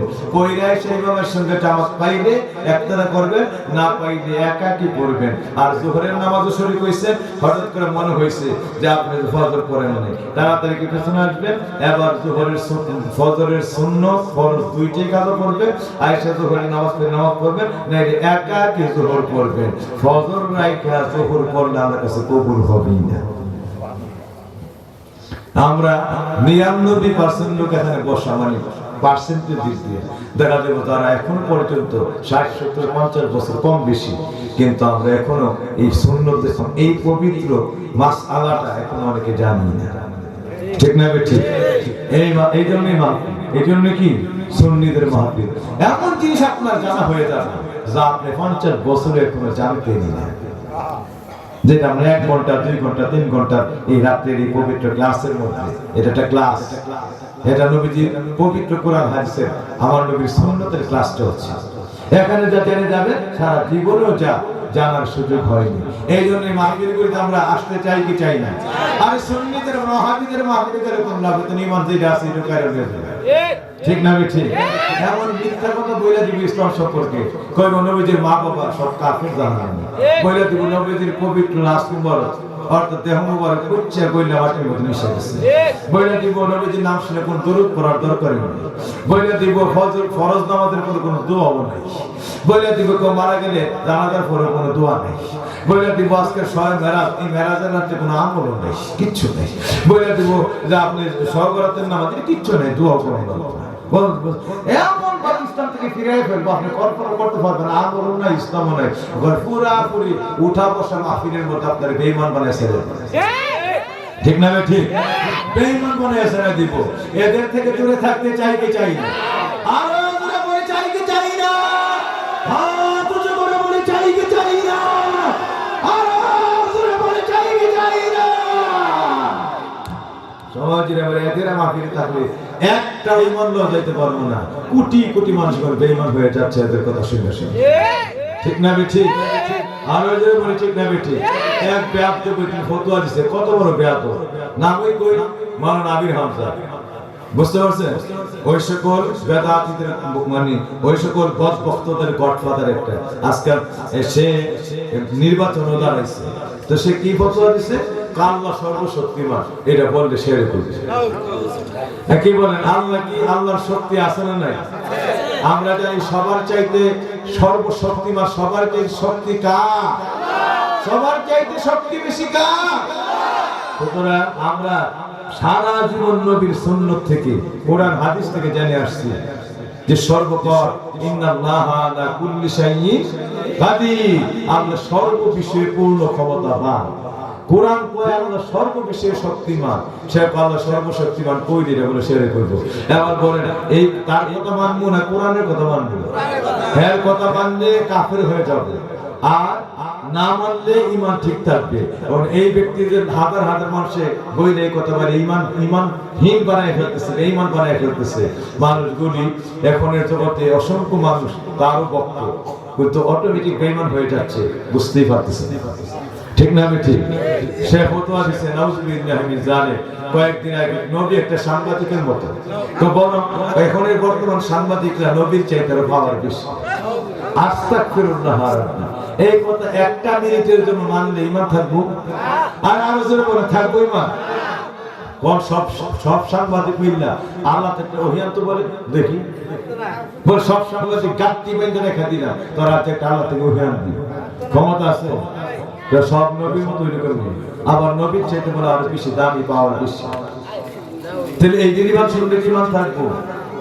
আবার পূর্যায় থেকে একজন আছে গিয়া বলে, এই মিয়া হিন্দুদের দুর্গা পূজাতে গীতা পাঠ করতেছে, আবার কইতেছে আরে এই হিন্দুর পূজার মধ্যে আসতে পারে, আমরা বড় খুশি, আল্লাহর কাছে শুকরিয়া আদায় করি, আলহামদুলিল্লাহ। আবার ফতোয়া দিতেছে নাউজুবিল্লাহ, হিন্দুরা খুশি করলে দুইটা বুট দিস ভাই, ভিক্ষা চাই গেলাম বুটটা দিস, হিন্দুরা দুইটা বুটের ভিক্ষা কইতেছে ইসলাম ধর্মের রোজা আর হিন্দুদের পূজা এটা এক হয়েছে। নাউজুবিল্লাহ, রোজা আর পূজা বলে এক জিনিস, এই কথা মানতে ঈমান থাকবো। আর রোজা হইল না, রোজা কেউ সারা দিনে ফরজ ইবাদত, ইচ্ছা করে সারা দিনে ঈমান থাকবে না। আর কেউ মন্দিরে গেলে ইচ্ছা করে সঙ্গে সঙ্গে কাফের হয়ে যাবে, সেই ব্যক্তি আর কোনোদিন ঈমানদার থাকবে না, বেঈমান হয়ে যাবে। বলে রোজা আর পূজা বলে একই জিনিস, একই মুদ্রার বিরুদ্ধে। বিষ্ণু আর কৃষ্ণ, হিন্দু আর কৃষ্ণ, আর মুসলমান আর মুহাম্মদের একই জিনিস। নাউজুবিল্লাহ। এই কৃষ্ণ বিষ্ণু বাংলা কিমান থাকবো, আর এদিকে কৃষ্ণ কৃষ্ণ এই দুর্গা মুর্গা সরস্বতী মানতে কিমান থাকবো? এইগুলা মুসলমান হইয়া কেমনে বলতে পারে? এদের পথে থাকলে কারোই মানে এই দুনিয়াতে থাকবে না, জাহান্নামে হয়ে দুনিয়া থেকে বিদায় হবে। সুতরাং আমরা তালাক দিতে চাই কি চাই না? সবাই বলেন চাই কি চাই না? এদের সঙ্গে কোন মুমিন মুসলমান থাকতে পারে? ঈমানদার এই কথা কোনদিন মানতে পারে? আর নবী এই সারা জীবন এই মূর্তির বিরুদ্ধে আমার নবী ইসলাম প্রচার করে গেল, আর কেমন করে বেআইন গেল মূর্তি বলতো আর মুসলমানের রোজা একটা জিনিস। নবী করলো কি, কি কষ্ট করলো ইসলামের লেগে, আর কেমন বেঈমান ইসলামের শুরু হয়েছে, কত বড় বেঈমান। বাইরে সব ঠিক আছে, কিন্তু মুসলমান রোজা হিন্দুদের এক জিনিসের খালি গায়ে দুইটা বিজ্ঞান গতিটা লেখা ঈমান বিচারে। এদের থেকে দূরে থাকা দরকার আছে না নাই? এদের কথা মানলে কি ঈমান থাকবো না যাইবো? সুতরাং এই সকল বেঈমান এখন চিনার দিন এসে বসছে, চিন্তা রাখতে হবে আর দূরে থাকতে হবে, চিনে রাখতে হবে। আর আমরা কারো ভোটের বিপক্ষে না, আমরা কারো রাজনীতি করি না, কারো রাজনীতি ভাঙতে আসি না।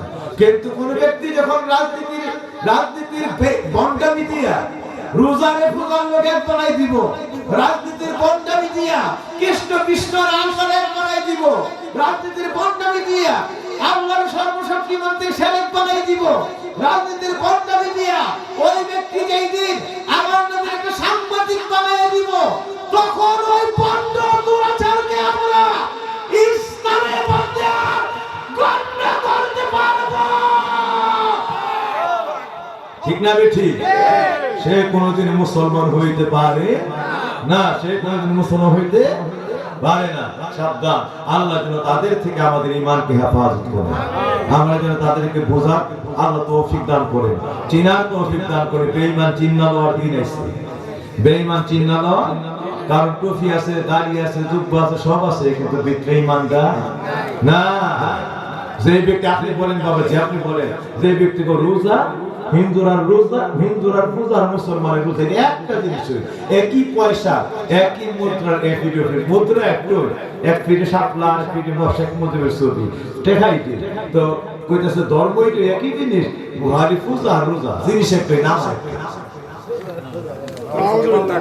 ইমান কি আপনি তার ইমান আছে যে ব্যক্তির কোনো সেও আছে, ঠিক না? ঠিক, যে ব্যক্তির তার ইমান আছে সেও সঙ্গে সেও কি হয়ে যাবে?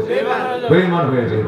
সুতরাং কত বড় আমরা জীবনে ভাবতে পারি নাই, এরা যে এত বড় বেঈমান, এরা যে এত বড় কালপিট, আল্লাহর সঙ্গে তো কালপিট করবে, নবীর সঙ্গে তো কালপিটই করবে। আল্লাহ সর্বশক্তিমান না, জনগণ সর্বক্ষমতার উৎস, আস্তাগফিরুল্লাহ রাব্বি, জনগণ সর্বশক্তিমান আল্লাহ না, নাউযুবিল্লাহি মিন যালিক। এটি বলে আবার মুসলমান কি বলে? আবার আমার বাবাজি কইছে, যে ব্যক্তি, আমি মার্কার নাম নিলাম না, যে ব্যক্তি এই মার্কায় ভোট দিবে সেই জান্নাতে ঢুকবে, ভোট দিছে না সে কোনো মুসলমানই না, জান্নাতে তো প্রশ্নই না, সেই ব্যক্তি কোনোদিন জান্নাতে যেতে চাও না, এই মার্কায় ভোট দিও না। জান্নাতে যাইতে চাও তাই এই মার্কায় ভোট দাও, তার মার্কার ভোট দিতে দিলে জান্নাতি। বাবাজি আমার বর্তমান এই গণতন্ত্রী হার, এটা আব্রাহাম লিঙ্কন দিয়ে গেছে। এইটা এক মিনিট ব্যাখ্যা না করে বুঝবেন না, হুজুর কই বলে কেমনে গণতন্ত্র হার, হুজুর এটা কি করলে লাখ বাবা সকালে আবার আর ফতোয়া, ঠিক না বে? ঠিক, তাই এই ফতোয়ার কারণে বাবা আমি এক মিনিট বুঝাই যাই, কষ্ট করে আমার কষ্ট হইতেছে, তবে আমি এক মিনিট বুঝাই যাই কেন হয় বর্তমান রাজনীতি। আমার এবার নির্বাচনে দাঁড়ানোর জন্য আল্লাহর কসম করে আপনাদের কাছে কথাটা রাখা যায়, পারেন আমার ফাও করছে, পারেন আমার মাথায় রাখে, পারে না আমাকে এরা জোর করে নিয়ে মার্কার হাতে ধরাইতে, বুঝতে পারছেন? আমার এত পায়ে ধরা পড়ছে। এক লোক ঘোষণা দিছে আমেরিকা থেকে 2 মাস পর্যন্ত নির্বাচনের যত খরচ গাড়ি ঘোড়া সব আমি দিব। আরেক লোক ঘোষণা দিছে আমারে যে আখাউড়ার যত খরচ আছে সব আমি দেব। আরেক লোক ঘোষণা দিছে কসবার যত খরচ আছে আমি নিব না। আরেক লোক ঘোষণা দিছে আমার শহরের মধ্যে 4 তলা একটা আছে, জায়গা আছে, বাড়ি আছে, আমি এটা বেচা দিলাম। আমি এই মুহূর্তে দাঁড়াই আল্লাহর আকাশে নিশ্চয় কসম দিয়ে ওয়াদা করলাম, সবটা টাকা আমি হুজুরে দিয়ে দিলাম নির্বাচনের জন্য। সমস্ত আরো কত কিছু আমি এটা বললাম না, সব মিলে আমি বলছি ইকুয়াল টু 0, ইকুয়াল টু কি? আমার পক্ষে কিয়ামত একটার পর আর 11টা হইল, এই নির্বাচনে যাওয়া সম্ভব না। কেন যাওয়া সম্ভব না? এটাকে আমি অন্তর থেকে হারাম মনে করি। অন্তর থেকে কি মনে করি?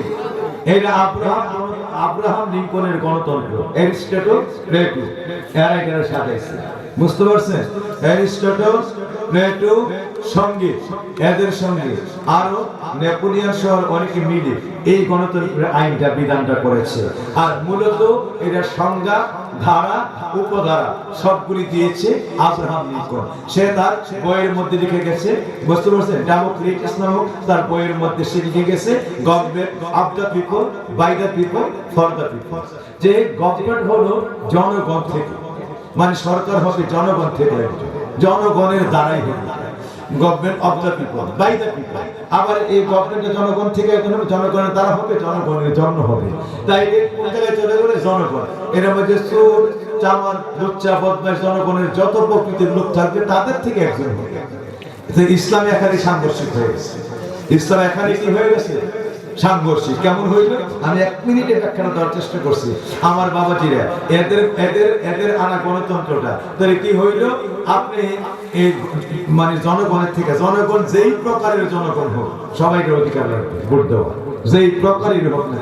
এখন আপনি রিক্সাওয়ালার কাছে, অন্যটার নাম নিলাম না, রিক্সাওয়ালা ভাইয়ের কাছে, আমি রিক্সাওয়ালা ভাই সবাই খারাপ ছিল বলি না, উপমা দিলেন এই টাইপের আরো অনেক 100 তার কাছে এক ব্যক্তি, কারণ যে দাঁড়াইছে তারও কোনো চরিত্র নাই, ইতিহাসের অনেক বিষয় আছে, অনেকের মধ্যে সবাই খারাপ এটা বলি না কিছু, কারণ আবার সকালে ফতোয়া শুরু করবো, আমি অনেক ভালো হুজুর আমার খারাপ করছে, আমি বলি সবাই ভালো, তারপরও বর্তমান ধারায় ভালো পাওয়ার সুযোগ নেই।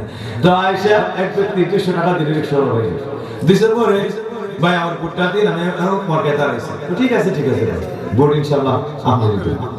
তো এই বুঝে চলে গেল, এখন জানে তার ভোটটা দিবে। তো সকালবেলায় গেল ব্যক্তি, দুপুরের পর আরেক ব্যক্তি এসে, ভাই আমি তো মার্কে দাঁড়াইছি, ভোটটা আপনি আমারে দিয়ে আপনার জন্য আমি এটা আপনার কাছে আশীর্বাদ চাই, তা আপনি খেয়াল রেখে আমরা আপনাদের জন্য সমাজের সেবা করবে, যেটা অনেক কিছু বোঝাইছে, তার লগে 500 টাকা দিচ্ছে। ভাই না ভোটটা আপনি দিবেন। সকাল থেকে বিকালের মধ্যে লড়ছে, বুঝতে পারছেন? আরেক ব্যক্তি করছে কি, বিকালের মধ্যে ভাই আপনার 1000 টাকা দিলাম, 1000 টাকা আমি এক মুখে দাঁড়াইছি, আর ওইখানে একটা অফিস করে রেখেছে, চা রেখে যত আছে সব চা খায়, আর একটু গরম রেখেন শরীরে, একটু ইয়ে রেখেন সতেজ রেখে, আর ভোটটা আমার দিয়ে। এই ব্যক্তির গায়ে চাও আছে, আমার টাকাও আছে, ভোট আপনি গাড়ি করবেন। এই ব্যক্তি ওই সকালে একটা 200 নাই, ক্রস চিহ্ন ক্রস, বিকালের 500 এটাও নাই, সন্ধ্যায় 1000 টাকা দিয়েছে, বুঝলেন? ভোট আপনার রাতের অন্ধকারে আর একটা ভাই আইসে, ভাই আমি দাঁড়াইছিলাম আপনার আশীর্বাদ জানাই যায়, একটা লঙ্গি আনছিলাম, একটা সাথী আনছিলাম, এইটা আপনার, আর 2000 টাকা রাখেন। তো ভোট আপনার বাপের, বুঝতে পারছেন? এই সকাল থেকে রাত্রে 4টা পর্যন্ত 4 জন লোক লড়ছে। কয়জন লোক?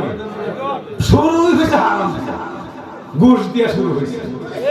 কেমন হয় এই বুড়াবুড়ির মধ্যে মানে গোষ্ঠটা মনে নাই আসেনি?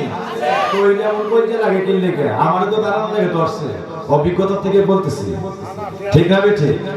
ঠিক আছে, কাই তলায় মনে নাই আর আসেনি? আছে। রাত্রে 4টার সময় দিয়ে গেছে 2000 টাকা, সব উঠে গেছে 1000-এর ডাবল, আর 200-র যে কত ডাবল, সকালেরটা 200-র কত ডাবল, 1000-এর ডাবল, ঠিক না বেটি? আর 200 500 এটা স্কয়ারে ডাবল, হ্যাঁ কোয়ার্টারে ডাবল, ডাবলের শেষ নেই। ভালো বুঝতে পারছেন? আমার বাবাজিরা সকাল থেকে রাত 4টা পর্যন্ত 4 জনের সঙ্গে লড়ল। এইটা হলো নির্বাচনের 15 দিন আগের কথা। এরপরে নির্বাচনের আগের রাত্রে বলে সামরাই, এই সামরাই যে কেমন লড়াটা লড়ে, ভোট যে কারে দিব, সেন্টারে যাওয়ার আগে কইব। ভোটটা কারে দিব, আগে রাত্রে কইছে ভোট আপনার জন্য বাপের দেন। এরপর গিয়ে শুরু হয়েছে বাবা যাওয়ার সময়, আর কত জনে দৌড়বো রাস্তায়, কত কিছু আছে আছে না নাই? আমার বাবাজিরা তাইলে এই যে একটা ব্যক্তি, তার মধ্যে ওই ব্যক্তির মধ্যে সততা নাই, এই ব্যক্তির মধ্যে ওয়াদা নাই, ওয়াদার খেলাফ, সততার খেলাফ, এই ব্যক্তির মধ্যে আমানতের খেলাফ। টাকা রাখলো কিন্তু কাজটা ওই টাকায় করলো না। কতজনের সঙ্গে লড়ছে, আর মনে মনে চিন্তা করে এত 5 বছর খাইতাম যা খাইতে, এই ধরনের বুড়িও আছে না নাই? তো তারিখের 5 বছর পাইয়া কখন যা রাখতেন, ঠিক না বেটি? শুরু হইছে হারাম। তো এইটা থেকে 5 বছরের এই হারাম থেকে আপনার প্রবাদ জানি আমরা সবাই, হারামের ভিতরে কোনো আরাম, এই কথার প্রবাদটা জানেন না আপনারা? তো শুরু হয়েছে যে হারাম দিয়ে 5 বছর আরাম পাইবেন কেমন? সুতরাং এর লাগে এর ভিতরে কোনো আরাম, ভালো কিছু পাওয়ার কোনো সুযোগ কোন অবস্থাতে আপনারা তার থেকে এই 5 বছরের মধ্যে কোন সুবিচার আর জগৎবাসী পাওয়া গেল, ইনসাফ পাওয়া গেল না। এই হলো বর্তমান রাজনীতি। এই কি বর্তমান রাজনীতি? নবীর রাজনীতি জান, এক মিনিট ব্যাখ্যা দিই। আমার নবীর রাজনীতি ছিল খিলাফা, এই জন্য বলা হতো খলিফাতুল মুসলিমিন, খলিফাতুল মুসলিমিন হযরত ওমর রাদিয়াল্লাহু আনহু, খলিফাতুল মুমিনিন হযরত উসমান রাদিয়াল্লাহু তাআলা আনহু, খলিফাতুল মুমিনিন হযরত আবু বকর রাদিয়াল্লাহু তাআলা আনহু। কোনদিনও তাদেরকে নেতাও বলা হয়েছে না, কোনদিনও তাদেরকে এই রাষ্ট্রের প্রধানমন্ত্রী বলা হয়েছে না। তাদের নাম ছিল খলিফাতুল মুসলিমিন, অর্থাৎ ইসলামের খলিফা, ইসলামের খাদেম, ইসলামের চাকর। নেতারা ইসলামের রাজত্ব হলো চাকর দিয়া, সবার সেবা করছে। কি করবে? সেবা। তিনি প্রধানমন্ত্রী না, আসল বেতন। তিনি খলিফা, চাকর, সেবক, তিনি সবার সেবা করছেন। অর্থই কিন্তু ভিন্ন, অর্থই কিন্তু ভিন্ন। তিনি প্রতিনিধি, সবার থেকে তিনি প্রতিনিধি হয়েছেন, সবার সেবা করেছেন। এক কার থেকে প্রতিনিধি হয়েছে? সবার ভোটের। কোন সাধারণ মানুষের ভোটের। ইসলামের ভোটটা কেনা নবীজির 51 জন সদস্য ছিল, আরেক এবারেতে সর্বশেষ ছিল 313 জন সদস্য। এই 313 জনই ছিল সারা বাংলাদেশে আল্লাহ নবীর মজলিসে শুরা, অর্থাৎ ইসলামী জগতের মধ্যে কোন গুরুত্বপূর্ণ সিদ্ধান্ত নেবেন তা। গুরুত্বপূর্ণ সিদ্ধান্ত কারা নেবেন? তারা। তারা কারা? ওই সমাজের সবচেয়ে ইসলামের শিক্ষায় শিক্ষিত। এক। 2 নম্বরে জীবনে এক ওয়াক্ত নামাজ কাজা নেই। 3 নম্বরে একদিন তাদের মধ্যে সুদ ঘুষ নেই। জবানে জীবনে একদিন কোনো মিথ্যা নাই। জীবনে কোনোদিন একদিন কোন মহিলা পরনারীর সঙ্গে একটা সেকেন্ডের জন্য যার কোনো পর্দার খেলাফ নাই। আমাদের সমাজে এখন পর্দার কোনো খেলাফ হই না। কি বল? আমরা কোন পর্দার কোনো সমস্যা নেই, সবাই পর্দার ভিত্তি আছে। কি বলে এই সমাজে পর্দা ঠিক মতো আছে না? আমরা কোন পর্দার বাইরে চলি? আমরা মা মেয়েরা একবারে পর্দা ছাড়েই না। কি বলে দাইয়ুস করতে যা বোঝে এখন আমরা এটার মধ্যে আছি। ঠিক না বেঠিক? তাই এই ছিল তারা জীবনে নামাজ কাজা নাই, জীবনে কোনো জড়তা নাই, জীবনে কোনো মিথ্যা নাই, জীবনে কোনো চরিত্রহীনতা নাই, জীবনে কোনোদিন ইসলামের আমানতের খেয়ানত নাই, জীবনে কোনোদিন একটা সেকেন্ডের কোনো মা বাবা আপনজন পরশীদের সঙ্গে কোনো প্রকার ইসলামের বাইরে কোনো নাফরমানি নাই। এইভাবে তারা ওই সকল মানুষগুলি দিয়ে আমার নবীজি একটা ইয়া করছেন, একটা মজলিস করছেন, এটা বলে মজলিসে শুরা। এই তারা বাকি সারা মুসলিম জনতা জানতেও না, তারা কোনো কুটকুটও নাই, কিচ্ছু নাই। ইসলামের কুটকুটরা এই তারা মিলে 313 জন। এই তারা মিলে তখন যদি ইসলামের কোন খলিফা ইন্তেকাল করে অথবা তিনি ওই কোন কারণে পদচ্যুত হন, এই ওই মজলিসরা তারা ইয়াতে বসবেন, মিটিংয়ে বসবেন। প্রয়োজনে 1 দিন, প্রয়োজনে 10 দিন, প্রয়োজনে 11 দিন। চুল চেরা বিশ্লেষণ, চিরুনি দিয়ে টান দিয়ে তোমার চুলের একটা থেকে আরেকটা এইবার সব আশ্রয় আসে। ওরা এইভাবে 11 দিন লাগুক, 10 দিন লাগুক, 5 দিন লাগুক, 7 দিন লাগুক, রাত্রি দিন নামাজ পড়বে, অন্য আমল করবে, সারাক্ষণ মিটিং করবে। করতে করতে দেখবে তার চরিত্র কেমন। কতজনের লোকের মিষ্টি সারা দেশ থেকে সবচেয়ে ভালো মানুষ যারা তাদের নিয়ে দেখবে তার নামাজ কেমন আছে, তার রোজা কেমন আছে, তার পরোপকারিতা কেমন আছে, তার আমানতদারিতা কেমন আছে, মানুষের উপর তার ব্যবহার কেমন, জীবনে মা বাবার সঙ্গে আচরণ কেমন, স্ত্রীর প্রতি হক আদায় কেমন, সংসারের প্রতি তার আচরণ কেমন, পাড়া প্রতিবেশীর সঙ্গে তার জীবনের ব্যবহার কেমন, সমস্ত কিছুকে বিশ্লেষণ করতে করতে করতে করতে সারা বাংলাদেশের চাইতে একজনে সমস্ত দিক থেকে সমস্ত ভারতের মধ্যে ভালো, ভারতের মধ্যে ভালো, ভারতের মধ্যে ভালো খুঁজতে খুঁজতে গিয়ে যে মানুষটাকে পাইবে, ওই মানুষটাকেই তারা আল্লাহর উপরে ভরসা করে ওই দেশের দায়িত্ব দান করবে মানুষকে সেবা করার জন্য। এই হলো ইসলামের রাজনীতি, গণতন্ত্র। সাধারণ মানুষ জানবেও না, বুঝবেও না। খিলাফার সিস্টেম তারা ওই মানুষটাই, সেই মানুষ ওমর। কেমন খলিফা ছিলেন তারা? হযরত ওমর বাইতুল মালের মধ্যে ঈদের আগে ডানে বামে সারা আরবের মধ্যে এই গনিমতের মাল, ইসলামের বাইতুল মালের মাল সম্পদ ঈদের জন্য বিলি করে দিলেন। হযরত ওমর খলিফা, সারা বিশ্বের রাষ্ট্রপতি, খলিফাতুল মুসলিমিন, আমিরুল মুমিনিন। উনি সন্ধ্যাবেলা এসে দেখলেন তার ছোট্ট 1 বছর 3 মাসের একটা সন্তান ছিল, এটা কাঁদতেছে।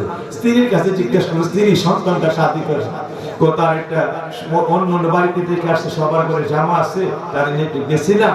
ওই বাড়ি থেকে ছোট্ট মানুষ হাঁটি হাঁটি পাপার বাড়ি গেছে, গিয়ে দেখে ওই ঘরে বাচ্চারা শুনতে জামা পেয়েছে, আগামীকাল ঈদ। সে জামা দেয় কাঁদছে, আমার জামা, আমার জামা, তার জামা দেওয়ার জন্য। তা আমি আর কি করবো, তার কান্না থামাইতে পারি না। ঘরের মধ্যে আমিও কাঁদতেছি একটা জামার জন্য। শুনে রাষ্ট্রের প্রধানমন্ত্রী, ইসলাম জগতের রাষ্ট্রপতি, অর্ধ পৃথিবীর শাসক, এবং এক মিনিট শুনে খেয়াল করি এই কথাটা বলি, মুনাজাত মনে রাখেন এই কথাগুলি। কিয়ামত পর্যন্ত আপনার জন্য ইসলাম কি জিনিস শিখবেন। বর্তমান নেতা করতে গেলে না ইসলাম কি ছিল মনে রাখবেন। ইসলামের লেবাস দিয়ে যারা ইসলামকে বিক্রি করতে চায়, ইসলামের আমল কি ছিল আর তারা কোন জগতের মধ্যে আছে জানার জন্য বলতেছি। হযরত ওমর ঘরের মধ্যে স্ত্রীর কথাগুলি মনোযোগ দিয়ে শুনতেছে। বাচ্চাগুলো বললো, বাবা বাবা কান্না করো না, আল্লাহ তোমাদের জন্য অনেক কিছু দিবে। কিন্তু বাচ্চা মানুষ না, বাবার এই সুন্দর কথায় বাচ্চার বুঝতেছে না আর কি। হযরত ওমর অনেক বুঝাইলেও বাচ্চা আবার কান্না শুরু করছে। একটা জামা, কিন্তু ওমরের কাছে কোনো ব্যবস্থা নাই আগামীকাল ঈদ, বাচ্চার একটা জামা কিনা দেওয়া হয়। অথচ সারা বিশ্বের রাষ্ট্রপতি, সারা বিশ্বের বিনাল কাপ সূর্য উদয় থেকে সূর্যাস্ত পর্যন্ত সমস্ত বিশ্ব চালা, সূর্য উদয় থেকে সূর্যাস্ত পর্যন্ত। অথচ আগামীকাল ঈদ, বাচ্চাদের কিনে দেওয়ার মতো একটা জামার টাকা তার কাছে। অথচ সারা খেয়ানতের জগতে সারা বিশ্বে এই উনি আজকে জামা কাপড় মানে সেমাই থেকে শুরু করে চাল ডাল থেকে শুরু করে সবকিছু বন্টন করে আসছে, অথচ নিজের ঘরে বাচ্চার জন্য একটু জামা নেই। ইসলাম কি বলছেন? আমানতদারিতা কারে কয়? আমানতদারিতা সবচেয়ে বড় আমানতদার যার কাছে ইসলামের একটা পাই পর্যন্ত খেয়ানতের হয়, খেয়ানত হয় না। হযরত ওমর বাচ্চার কান্না সহ্য করতে না পেরে মাগরিবের সূর্য ডুবে গেল, আবার বাচ্চা কাঁদতেছে, হযরত ওমর নামাজ আদায় করলেন, আওয়াবিল পড়লেন, আল্লাহর কাছে হাত বিছায় কাঁদলেন। হযরত ওমর আবার থেকে বাচ্চারা কাঁদতেছে, উনি বাচ্চার কান্নায় অস্থির হয়ে পড়লেন। সঙ্গে সঙ্গে প্রধানমন্ত্রী ওনার প্রধান অর্থমন্ত্রীর কাছে চিঠি লিখছেন, অর্থমন্ত্রীর কাছে চিঠি লিখলেন, প্রধানমন্ত্রী চিঠি লিখছে অর্থমন্ত্রীর কাছে, প্রধানমন্ত্রী চিঠি লিখছে অর্থমন্ত্রীর কাছে, আবার মনে রেখেন প্রধানমন্ত্রী চিঠি লিখছে অর্থমন্ত্রীর কাছে ঈদের রাতে। অর্থমন্ত্রীর নাম কি? আবু উবাইদা ইবনুল জাররাহ, নবীর সাহাবী আবু উবাইদা ইবনুল জাররাহ রাদিয়াল্লাহু তাআলা আনহু। ওনার কাছে চিঠি লিখছে, ও অর্থমন্ত্রী, আপনার কাছে একটা আবেদন করতে পারি? আপনি অনুগ্রহ করে চিঠিটা পড়বেন। অর্থমন্ত্রীর প্রধানমন্ত্রী লেখে, আপনি অনুগ্রহ করে চিঠিটা পড়বেন। চিঠিটা হলো, আমার আবেদন হলো, আমার 1 মাসের বেতন অগ্রিম দিতে পারবেন? বেতনটা কত? 500 টাকা। 1 টাকা চাইরা না প্রধানমন্ত্রীর বেতন, 1 টাকা 4 আনা। এই 4 আনা 1 টাকা 4 আনা বেতনটা প্রধানমন্ত্রীর বেতন সবার চাইতে কম। ভাই লোকি জানি একটা মাসের বেতন, আগামী মাসের বেতনটা অ্যাডভান্স দেওয়ার জন্য, আর নেক্সট থেকে প্রধানমন্ত্রী কি জবাবটা দেন, কিন্তু আমি তো অপারগ, আমি দিতে পারবো না। হ্যাঁ, অর্থমন্ত্রী করে প্রধানমন্ত্রী দিন 1 মাসের বেতন অ্যাডভান্স দিতে পারতেন। আর যদি এই কথা জানতো যে প্রধানমন্ত্রী ঘরের মধ্যে বাচ্চার কাপড় নাই, আজকাল আপনি অর্থমন্ত্রী মানে মন্ত্রণালয়ের সব টাকা চলে গেলে আমাদের দেশের প্রধানমন্ত্রী ঘরের মধ্যে। ঠিক না বেঠিক? ঠিক না বেঠিক? আল্লাহু আকবার। আমাদের দেশের অর্থমন্ত্রী আর প্রধানমন্ত্রী, আর আমরা নবীর প্রধানমন্ত্রী। হ্যাঁ, কি চিন্তা করছেন ইসলাম? কি করছি আমরা ইসলামের কিছু জানি না ইসলাম। ঠিক না বেঠিক? দেখেন আপনি ঘটনাটা কি করছে। হযরত আবু উবাইদা ইবনুল জাররাহ রাদিয়াল্লাহু তাআলা আনহু চিঠিটা পড়ে 1 ঘন্টা যাবত কাঁদতে বুক বসায় ফেললেন। এরপরও না দিতে পারলেন না। তিনি একটা খাতার পাতা নিলেন, নিয়ে তিনি চিঠির উত্তর লিখতে শুরু করলেন। চিঠির উত্তরে লিখছেন, ও প্রধানমন্ত্রী আমিরুল মুমিনিন খলিফাতুল মুসলিমিন হযরত ওমর রাদিয়াল্লাহু তাআলা আনহু, খলিফাতুল মুসলিমিন, ও ইসলাম জগতের খলিফা, আপনি যে 1 মাসের বেতন অ্যাডভান্স চাইছে, আমি কোনো অবস্থাতে হিসাব কিতাব মিলায়া আপনার বেতনটা দিতে পারি নাই। এই জন্য কাঁদতে আমি বেকার হয়ে গেলাম। এরপর আমি পারি নাই, আপনি আমার মাফ করবেন, আপনার বেতন দিতে পারবো না। আমি অর্থমন্ত্রী, আপনি প্রধানমন্ত্রীকে বেতনটা দেওয়া সম্ভব না। একটাই কারণ, আপনি যে বলছেন 1 মাসের বেতন অ্যাডভান্স দেওয়ার জন্য, আমি আপনার কাছে চিঠির উত্তরে জানতে চাই, আপনি যে আগামী 1 মাস বেঁচে থাকবেন আর 1 মাস বাইরে চাকরি করতে পারবেন, যদি হায়াতের গ্যারান্টিটা দিতে পারেন যে আপনি 1 মাস বাইরেও থাকবেন, চাকরিও করবেন, এরপরে বেতন পাওয়ার উপযুক্ত হবেন, যদি এটার গ্যারান্টিটা দিতে পারেন, তাইলে আমি অ্যাডভান্স 1 মাসের বেতনের টাকা পাঠায় দিব।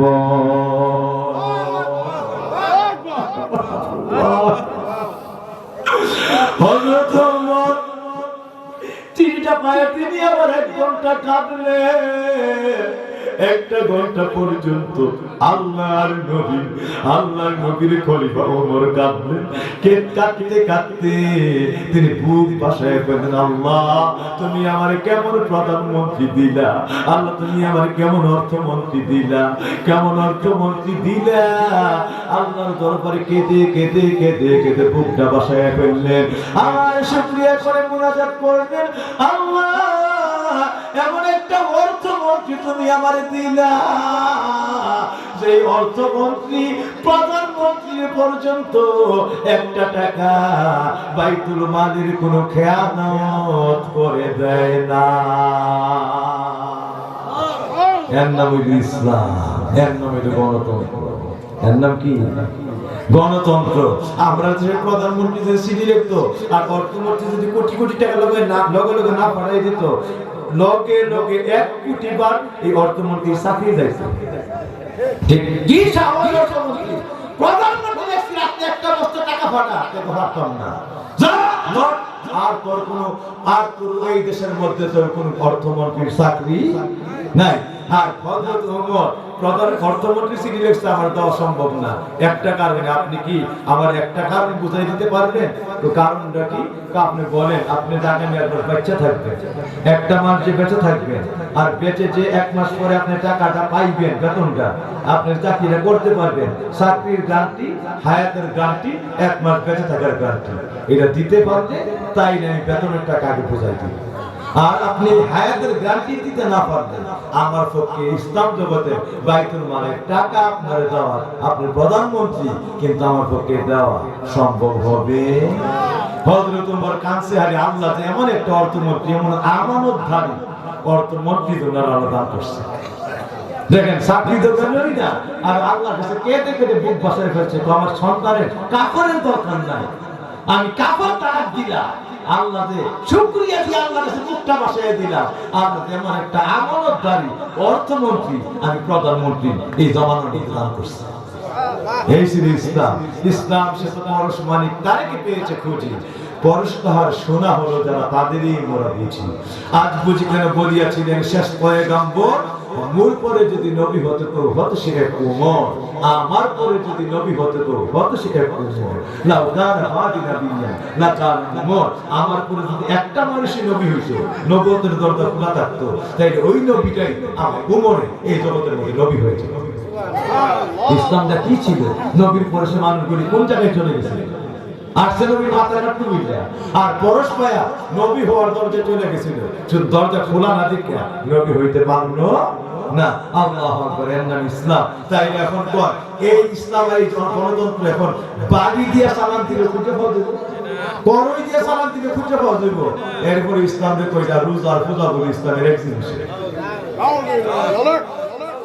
ঠিক না ভাই? ঠিক নাউযুবিল্লাহ বলতে চাই কি চাই না? এই জন্য আজকে একটু গণতন্ত্র শিখায় গেছে। গণতন্ত্র কারে কর? যদি এই গণতন্ত্র থাকতো কসম আল্লাহর আমি আজকে যাইতাম নবীর সমাজে ইসলামের এই জগতের খেদমত করার জন্য। কিন্তু এই গণতন্ত্র নাই।